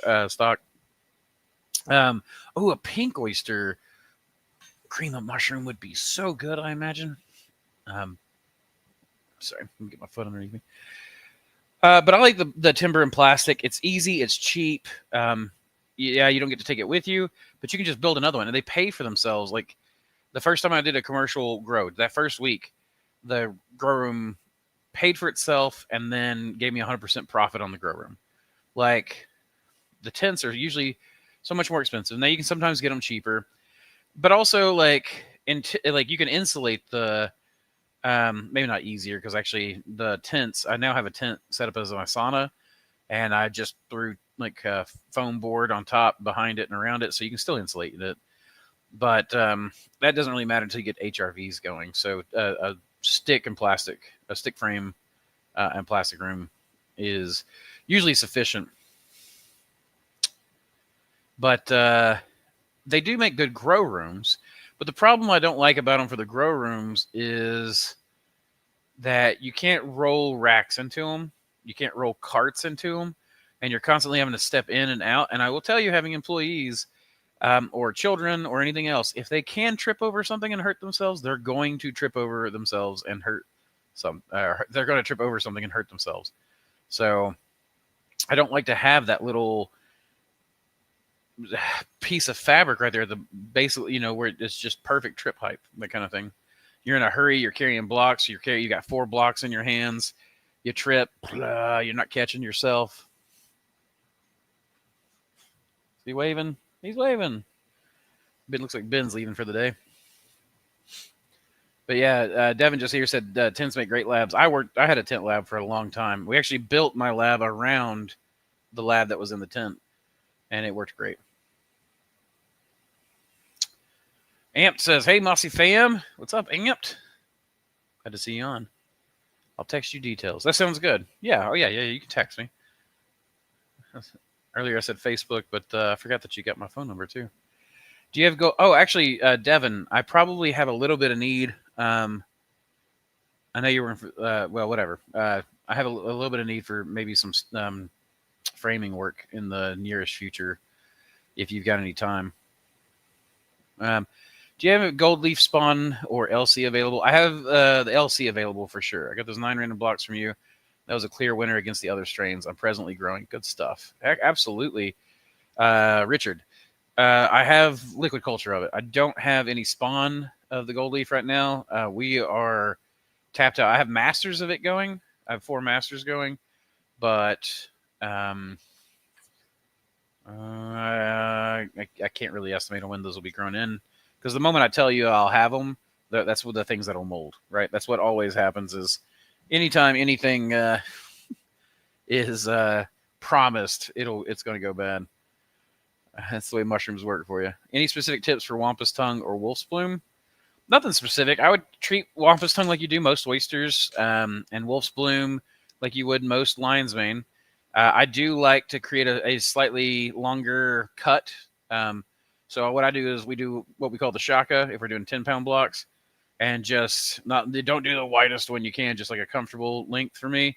And that's we do like stick the knife in and just cut down in a single slash, and set the block on its side. So while we're cutting them, they're vertical typically. So you just kind of eventually you just get the feel for it. But what you want basically is it creates a nice area for humidity kind of trapped around there and allows the primordia to form. But then it gives you all that space that's horizontal so that that doesn't fall off the block. And that has worked the best for us. And wampus tongue can get heavy, especially if you got a really good humidity system. It'll put on some water weight. It's one of the reasons why I like to have my dry cycle, because it keeps my lion's mane from getting soggy. Chefs will really appreciate. One of the comments I got the most from chefs was, "Oh my goodness, your mushrooms are so dry. They're not soaking wet with water." And part of that's because I refused to do water weight. I wanted my chefs to get as much fungal flesh as possible, we'll say. Have you found a need to filter liquid culture when pulling into syringes to prevent clogging when injecting later on? No. No. The Man of War stir plates that we have, I don't know where. Oh, there was one right behind me, but Samantha took it, I guess. The Man of War stir plates shred even pellicles into just a fine, like it ends up being a thick liquid, but it shreds them really finely to where they're super easy to pull. So just before we pull syringes, we stick the jar on one of our Man of War stir plates and just whip it like crazy and let it shred that stuff up and suck up into a syringe. And then once you cap that syringe, metabolic activity slows down. And it basically acts as a, what's the name of that water storage? Castellani. I like to say Castellini, but it's Castellani, I think. And it basically acts like once the mushrooms have eaten up all of the nutrition in a liquid culture, and then you pull the reactor and have a big stack of syringes that are capped off. Once the nutrition's eaten up, it basically becomes a Castellani storage device. So the best thing to do is to have really good quality control of your liquid culture, and then cap those for longer term storage. Like what I like to call those is like short to mid-term backups. Your slants are your long-term backups for sure. Was my thought also on the timber plastic? If things all go well, I have a portable building for a complete fit when the money is flowing. There you go. Yeah. So I mean, that's the thing is like the stick, the timber framing with the plastic. It's easy just to throw up somewhere. You put a fan on one end, a humidifier on the other. Put your preconditioning room tacked on to the entrance there. Now your preconditioning room and your preconditioning room becomes the preconditioning space and an airlock where you can change clothes if you want to change clothes. You can put those sticky mats down where you stick, that kind of thing. Or if you want to have like a specific, like I like to have like an outer coat, even if it's just a flannel shirt. I have a flannel shirt I wear for lab work, and I only wear it in the lab. and then I wash it regularly, and then I have one that I like to wear in the grow room that ends up being, that I'm able to take off so I don't have spores all over my clothes, kind of thing. And that's just a simple, like some sort of throw over is a great way to go. But like having your airlock space and your preconditioning space in one room usually just makes a lot of sense. And you can always try to filter the air going into your room, but just saw a video from South Beach when they upgraded to insulated paneled fruiting rooms. Being able to roll racks in was his favorite part of the build. It just opens up so, even in my room, because I've collapsed back down to my single room where we're doing mostly experimentation. So I got like a lot of Yeti's breath going in there for spore prints right now. About to throw in a bunch of shiitake tomorrow for more spore prints, but also because I love shiitake, so I will grow shiitake just for myself all day long. And pretty much everyone in my whole family likes shiitake. But I can take those rolling racks that have 40 to 50 5-pound blocks on them, roll them right in there, and then I can pull them. I pull them off one shelf to another, so I have to handle it. That's for sure. But if I wanted to, I could just build that whole room with no shelving in it and just roll my rolling racks in there. Again, if you don't have this whole facility is one solid concrete floor, so I can take a rolling rack from the lab to incubation to the grow room to outside. So if I didn't have those shelves and didn't have to move blocks off the shelves and whatnot, then it would be even easier to do it that way. But that is probably one of my favorite things. It just lowers your overall headache big time. Hey, your level of sterility, is spawn sub ratio still a factor of contaminant risk of just colonization speed? No, not really. So even back when I was growing in the basement, before I even got into doing more of the lab side of things. In fact, one might even argue that my sterility has gone down since I started the mycologium kind of thing, right? Because you're bringing in stuff from the wild. Now, I haven't really noticed anything. Our quality control hasn't really slipped or anything, but it is a possibility because you're bringing in wild mushrooms, which is why we have separate flow hoods for stuff now. But the the spawn rate, we used to go down to like as low as 1% of a spawn rate. Right? Maybe I'm doing that math wrong in my head. We would do 1 5-pound bag of spawn to 55 12-pound blocks. So whatever ratio that is, that doesn't sound like 1%. Whatever that ratio is, but it's very small compared to what people would do. And it only took in a few days later to grow in, and it would save me money on spawn because at that point I was buying spawn in. So you can go very, very, very low. As long as if your sterility game is good, then it won't matter. You could put a tiny piece of agar in a fruiting block. It's just going to take longer to grow.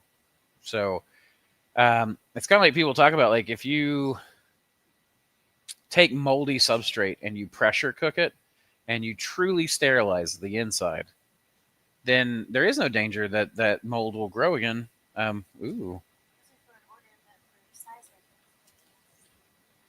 Therefore an order about what? Okay. So these are our Dr. Celerian's Spore Kindler. So that's our agar premix. That camera really does not like to get, too close. It's getting a little grainy, I guess, where it's getting dark. Somebody order a 500 gram pack? Or are these for separate orders? Oh, they're separate orders. Okay. Oh, yeah. Silly me. These are 4 packs. There's 4 packs of it. Yeah, I've been thinking about we should do I was thinking we should do one that's got a Man o' War stir plate, the nutrient premixes, the like a All-American 921 or something, and the Joey Langford, nice. Gunmetal gray. I need to get the copper ones listed. Ben's printing these shiny metallic copper ones only for us. I need to get those on the website. I also need to get pictures of them, but some people have already ordered all of them, I think, except the one that I dropped today and broke. Yeah, I dropped the other day. I dropped it on its corner. But yeah, I mean, like, if your sterility game is good, there's not really a risk of contamination. The reason we don't use like moldy substrate is because there is a all the antifungals. Yeah, see, I chipped it, but this shiny copper, like, it's just, well, light's really got a nice shine to it.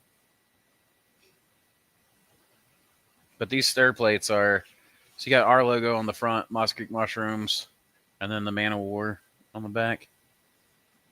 Here you go, baby. All right, I guess I can just drop it again. I'm going to keep that one for myself. But yeah, if your sterility game's good, I'm sorry, Miro. If your sterility game's good, it's not a risk of the recontamination. The reason why we don't use like moldy substrates and stuff is because it's the antifungals that mold produces or bacteria produces. They produce all these metabolites that hinder the white rot fungi that we like to grow. Mold and bacteria tend to win the speed game over white rot fungus. White rot fungus is more of this thing. It's like it takes time to get going, and then it just dominates once it starts getting enough velocity built up, enough biomass. Let's see. But again, like, you can, if you have a block and it's fully sterilized, you can take a tiny piece of agar and drop it in there, and it will grow the whole block in. I've done it. I've done it many times, especially with experimental stuff. I've seen a few people growing pink oysters in the same room as lion's mane and phoenix. My understanding is that they aren't the most compatible climate-wise, which is being compromised. Honestly, if you're growing at 65 degrees Fahrenheit, you can grow almost everything. But I've grown, most pink oysters will grow down to 50 degrees. This is a big thing. This is one of the reasons why I understand why they do it, but a lot of companies will say pink oyster grows at 80 degrees to 90 degrees, right? Well, that may be true. It will grow to 90 and it will grow at 80, but it doesn't just all of a sudden, the oysters don't just go, oh, I don't want to survive anymore because it's 79. They'll go much lower. The most beautiful pinks I've ever grown are in February, right before Valentine's Day. I like to grow pink oysters for Valentine's Day back when I was growing commercially, so that each chef, I could give him a perfect, beautiful, blood red cluster, because when they're grown that cold, they take longer to grow, but oh my gosh, the color on those pinks. And I would only give them one cluster because chefs don't actually like pinks that very much to cook with. But they do love for Valentine's Day to take beautiful photos of pink oyster mushrooms and then serve people the rest of them. But that always gave my chefs a chance to advertise, right, on their Instagrams and such. So, but yeah, the reason why I always say 65 degrees Fahrenheit is usually perfect for a grow room is because you're able to grow the tropicals and you're able to grow the cold weather stuff, the cold weather tolerant stuff. Have you grown any Ulmarius to fruit? That's the elm oyster. I have, like, once long ago. It was not a desirable mushroom to eat. It was not my favorite thing ever. Do you grow enoki? That's like one of my specialties. I actually I've been breeding new strains of enoki, and we have wild enoki that we've collected. So the Appalachian enoki on my website is a wild collected strain. The white gold enoki is a cross between the Korean commercial white that Jake Howard imported and the Appalachian enoki, which is a wild golden enoki. And I crossed them both and did like 46 different strain tests and kept that one, the white gold. It's a little chunkier than your typical white or gold. Grows about the size of my pinky, for these bear paws. But it grew stems about the size of my pinky, though they're hollow. They get a good pop to them. What's up, Marshall? And also, yeah, man, enoki is one of my specialties. It's also one of my favorite mushrooms. But yeah, Marshall, glad to have you here, man. When doing Castellani storage, which is better or more sterile? Adding sterile water to newly opened tubes or sterilizing water in tubes? If your water is sterile and your tubes are already sterilized, then that's the way I do it. Is I usually just pour water. You can pipette water over. The most ingenious thing I ever saw was like 50 milliliter slants or centrifuge tubes with a bunch of micro centrifuge tubes that had been pressure cooked, autoclaved by Josh McGinnis at Everyman Bio. And then he would pipette in the sterile water and then put spores or whatever into this water. And then he would just like store a ton of these little micro centrifuge tubes in the big centrifuge tube. And then that's how he gave me some cultures when he came to visit me. And that's how he gave them to me was like that. And I thought that was ingenious. So, but I think either way is fine. But what I have found is that when you cook, like pressure cook a slant, a 50 milliliter centrifuge tube as a slant, they end up being kind of warped sometimes. Not all the time, but just sometimes. Oh, imperial measurements. Yeah, so I would, yeah, I don't remember how to convert in my head now. Yeah, you're just going to convert it to Celsius. That is great to hear. Thinking for market, some color will go a long way.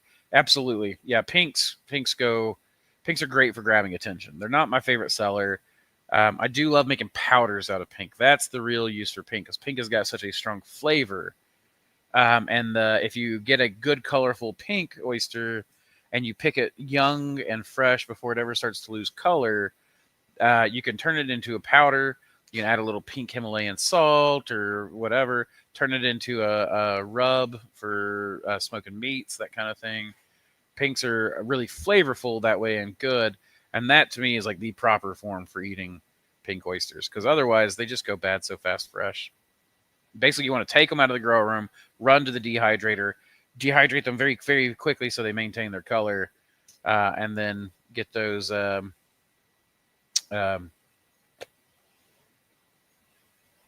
my gosh, added to something or as a value-added product. For substrate sterilization, do you prefer Bubba barrels or the 150-liter Chinese autoclaves, the DIY livestock trough steamer, or something else together? Okay, so for sterilization, the only thing you listed there that would sterilize is the autoclave. I don't use the Chinese autoclaves. I get mine from the Korean source, SH Scientific and JH at SH Scientific out of California. They may be Chinese imports. I don't know. But they've been a lot easier for me to run, I think, than some of the Chinese imported ones I've seen. And he's come down on some price. So tell him that Andrew at Mossy Creek Mushrooms sent you too, if you will. I don't have a deal worked out with him. I don't make any money on it, but that's the way I would do it. I don't like Bubba's barrels that much. They may have fixed it by now, but back in the day, I knew a lot of people whose ops would like flood or something, like when something got stuck on the Bubba's barrels. The easy bake barrels are what I suggest a lot of people start with these days, because the easy bake barrels are super easy and super cheap and pretty dang reliable. I know people who run their entire ops off easy bakes even to this day because they were able to scale those up. That said, I have a 300-gallon trough pasteurizer, because the Bubba's barrel and the trough steamer will only do pasteurization. But I do pasteurization, and then I do my sterilization in the 150 liter. And I honestly, if I was building out an op and I could afford it, I'd probably go full on 150 liter autoclaves or even larger. They do have, I think SH says, JH said that they had some larger ones there now. So that's probably what I would do. That you're going to pay more money in autoclaves though, but you're also be able to run, 2 batches, 3 batches a day if you want to run a night shift batch. It's hot year round for me, and my grow room is usually around 75 to 79 using a ducted AC fan or AC unit. Are you able to maintain 65 degrees during the summer months? If so, how? No, not really. I don't. And I barely air condition or heat my space anymore. I usually just work with the seasons and just grow wide range strains, that kind of thing. I do get all 4 seasons here, so it's pretty easy for me to just kind of ebb and flow with the seasons. But I'm also not growing commercially. So, if I was to growing commercially, what I would do is I think Man of War is going to be dropping an HRV fairly soon, but I would put an HRV on an insulated grow room, and then I could probably go pretty cheap on my air conditioning or heating at that point because the HRV would be doing a lot of the heavy lifting. But that's probably what I would do if I needed to keep it at 65 degrees, but was having a hard time keeping it there. The other side of that is, like, if you're at 75 to 79, there's a lot of warm weather stuff, and we're working with some people getting new species and new strains out there that'll be like, we want to start trying to service the southern grower, because we really feel like the southern growers in the United States, probably the rest of the world, are really underrepresented in the mushroom world.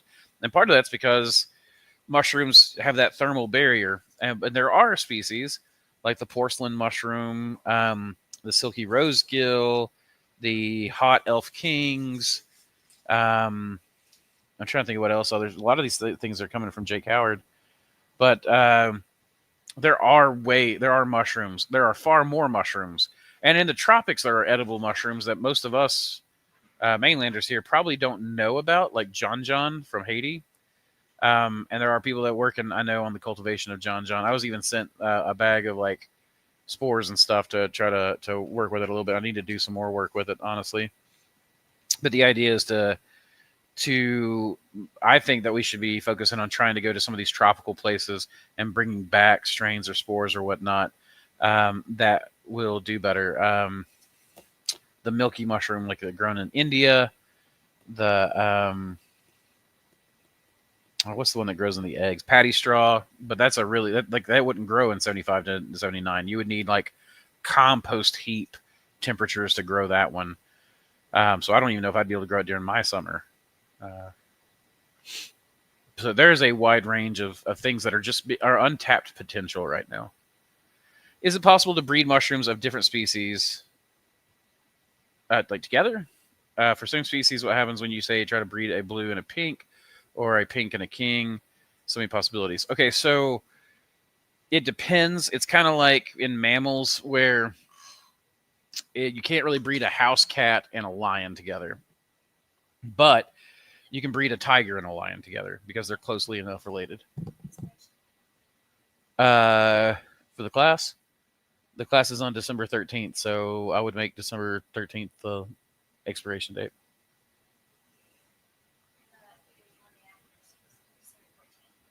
Yeah, you'll have to do it for one day after, because that product won't be around anymore.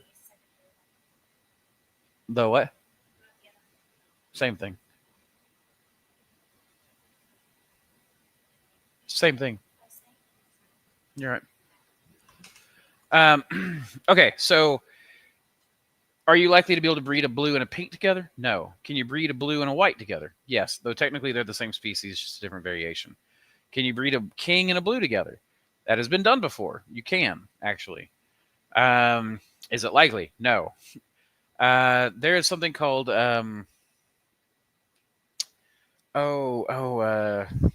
somatic fusion, maybe? No.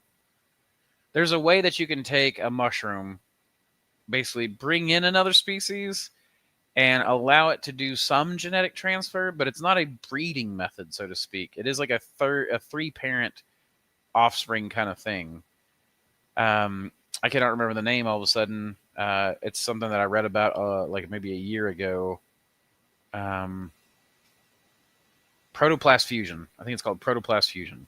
So I think that you can do it protoplast fusion, but that's more of a horizontal gene transfer than it is an actual breeding method. Because you got to remember, like, breeding is germ cell to germ cell. This is not germ cell to germ cell. Protoplast fusion is literally strain to strain, though it is usually a strain that is a two-parent strain with a single spore monokaryon that is then introduced through. There's a variety of ways to do it. There's ice and freezing, blending, snake venom, though I think snake venom's fallen out of vogue these days. There's some other stuff that I can't really remember, followed by a rinsing and or a heat shock, light and heat shock, light deprivation, followed by heat shock. There, so it is possible. It is definitely possible. But what ends up happening most of the time is that you don't end up getting. It's been done with shiitake. I know. In fact, there was there's a common strain of shiitake that was done to, and I can't remember which one it is now. But what you have is protoplast fusion happens, and then it brings some genes over. But you're not likely to, let's say, breed a shiitake and an oyster together in this fashion and get something recognizably both. What you are most likely to get is the dominant parent, which is usually the two-parent strain. The dominant strain there it'll look much like that. And then it might have other, heat tolerances, or it might produce a little differently, or it might warp the mushroom somehow, or it's a very, very, very much a crapshoot as to whether or not you're going to get something good.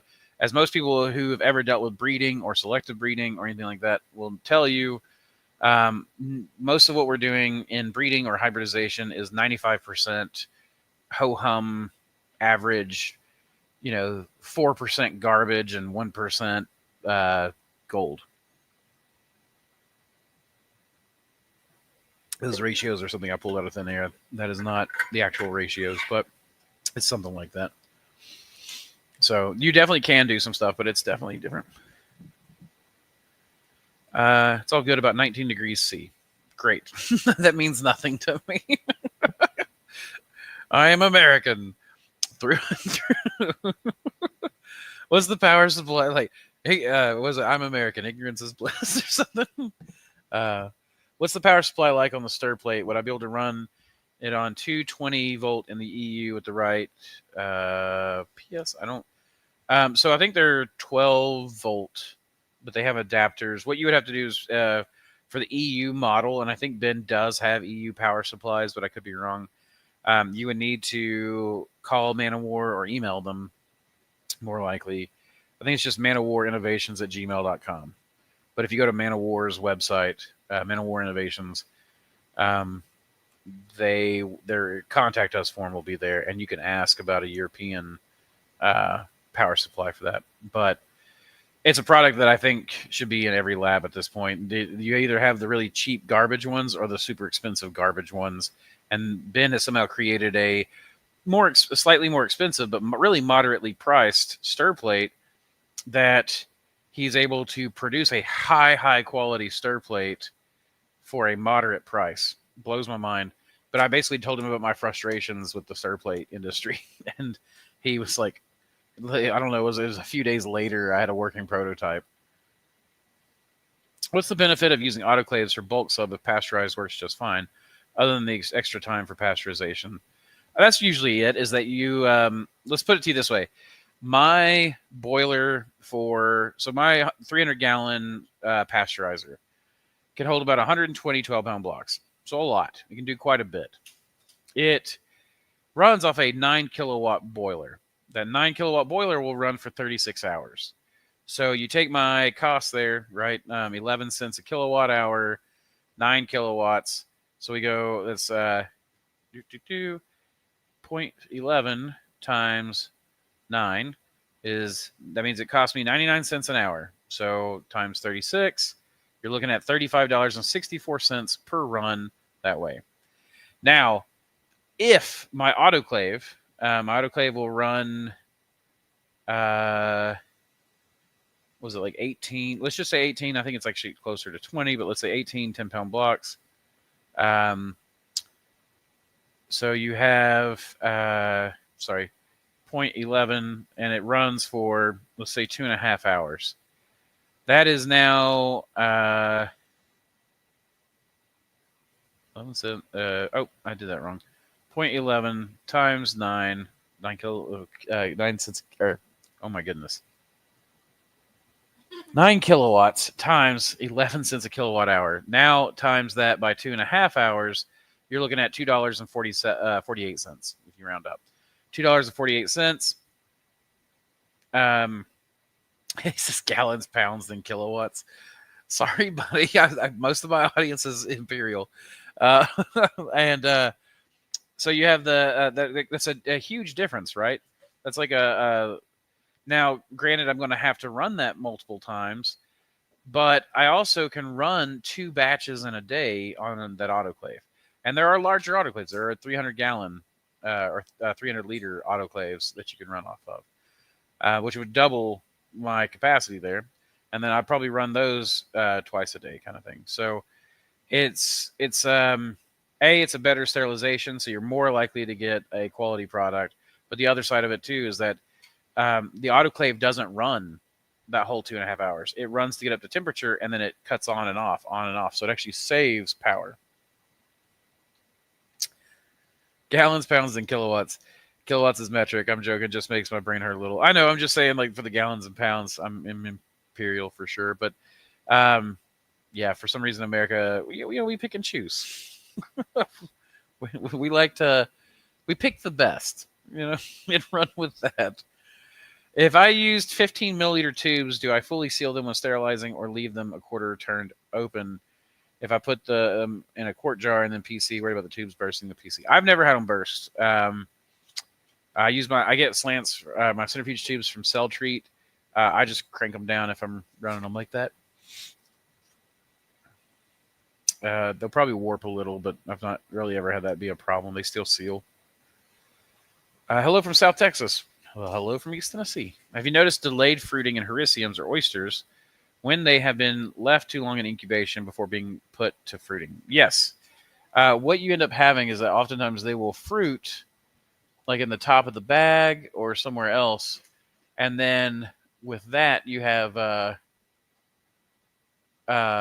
I like to call like a metabolic shift. So when you have an organism that has a global metabolism, we'll say, like the metabolism is in their whole environment, right? They're growing and they're in a vegetative state. So they are growing biomass. Everything okay out there? Everything okay out there? Yeah, it doesn't work. I've tried that before. Jacob who? Oh, is he on here? That is Jacob Culver. Oh my gosh. I didn't even read the name. I'm sorry. Yeah, your fig has gotten big. A big fig. And it actually had little figs on it this year. Anyways, so what you have is it's growing in a vegetative state. So everything is geared towards vegetative growth. And then it has to do like a hormonal shift, we'll say. And what happens is it starts to shift these hormones into a fruiting state. Once it shifts that direction, if you then go to open it up in the grow room and it's already shifted and it's already starting to put primordia in places that it sensed were good places to grow primordia, but now you've opened up a whole new area of fresh air, humidity, etc., it's got to re-gear some of that, to growing in the area where you actually want it to grow. And sometimes it still won't. Sometimes it'll still want to grow. That's why we smash, if you remember from the mentorship, you end up smashing like the top of the bag. Like you'll flip the bag over upside down after you cut it open so that it crushes all the air out, or you'll put it on its side and then you do that little slide and smash. That was to make sure that the air is out of there to help encourage it to fruit in the correct place. But absolutely, that happens. Hey, I ordered some tribbles. Curious what spawn to bulk ratio you recommend. Like I was saying earlier, just me, it could be like if you have really good sterility practices, you could go as low as like, we used to use 1 5-pound bag to like 55 12-pound bags. But I mean, sometimes when I need stuff to grow in fast, I'll use a 5-pound bag on like 10 5-pound bags, or 5 5-pound bags. And you just got to make sure when you add that much spawn to something, it changes the composition of your nutrition in the block, but also it ends up growing and putting off a lot more heat, so you can overheat your block that way.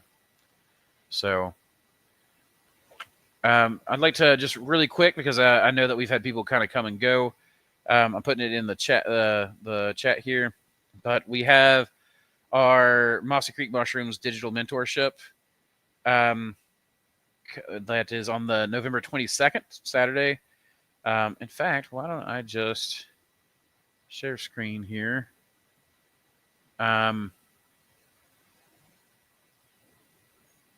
So we have our digital mentorship that we're doing now, the Mushroom Cultivation Basics. And we have, it looks like we have 3 spots left for the class.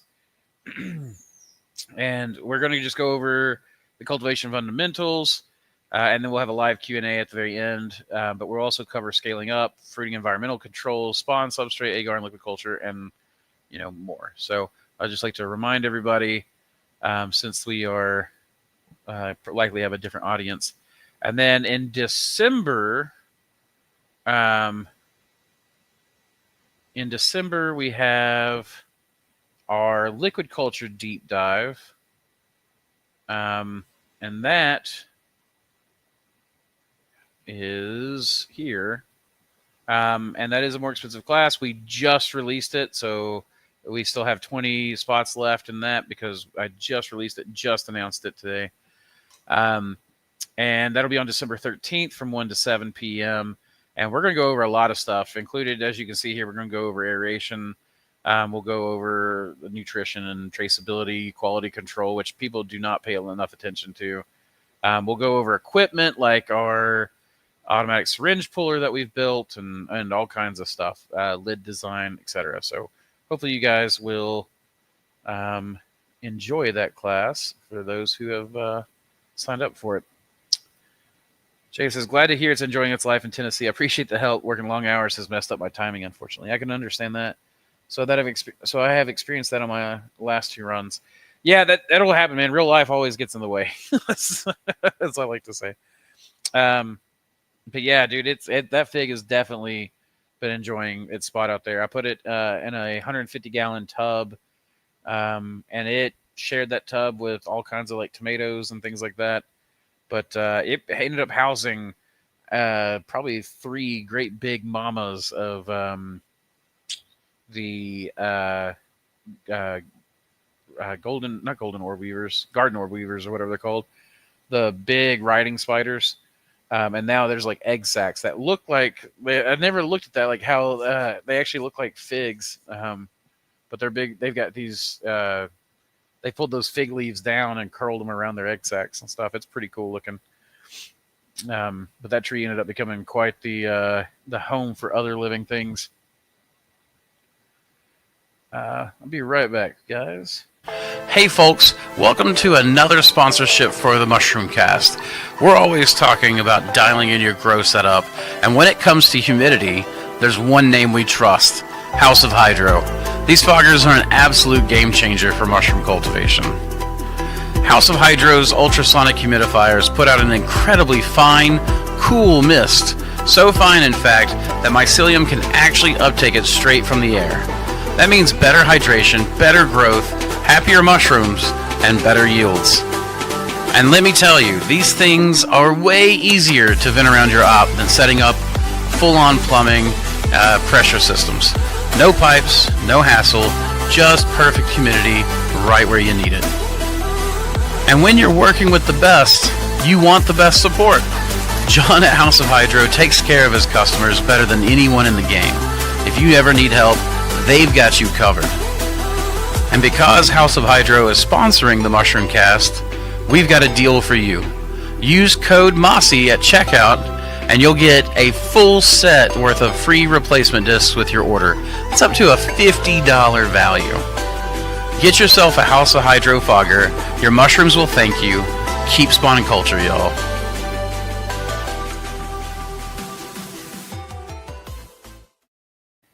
Welcome back. Hello, do you have any suggestions on autoclaves around 300 liters? Again, my best place that I would, the first place I would look would be SH Scientific. Sierra Hotel Scientific. I would talk to JH down there.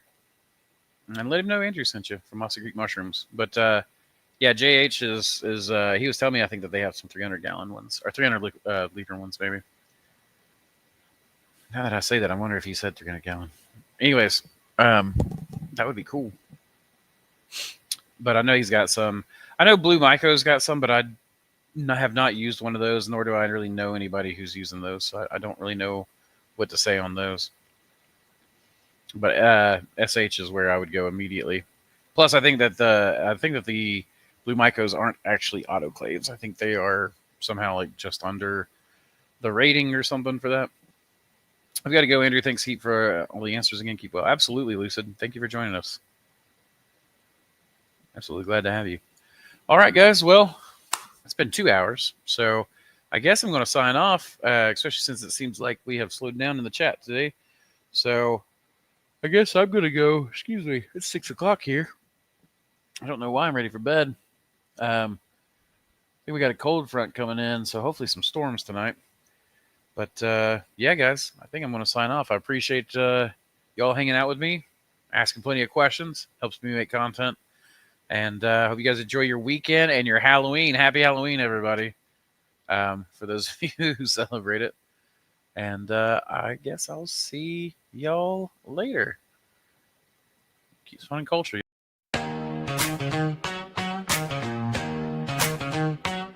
Yeah, they said the creek was quiet until I showed up with the flash. Now it bubbles like a cauldron full of chaos and sass. Flip the switch, boom, spores light the night. I'm that mad mycologist, cooking dynamite. Roll up in the lab coat, looking like a villain. Petri dish, pimping every strain I'm killing. Got that mycelial feeling spreading in the ceiling. Dr. Solary and Sermon got the culture kneeling. Moon pearl shimmer while the flask gets hot. MCM, baby, we the cream of the crop. I mix oats and sawdust, make that block ignite. Fun guy fireworks, call it Friday night. I'm a spore bomb lighting up the scene. Grow bags popping like a fever dream. Got jars on the table, culture's clean. Dr. Silurian cooking up that green. Boom. Mossy Creek, that's dynamite. Boom. Spreading spores till the stars take flight. Boom. Call the lab, tell them brace for blight. Cause I'm blowing up the world with mycelial might.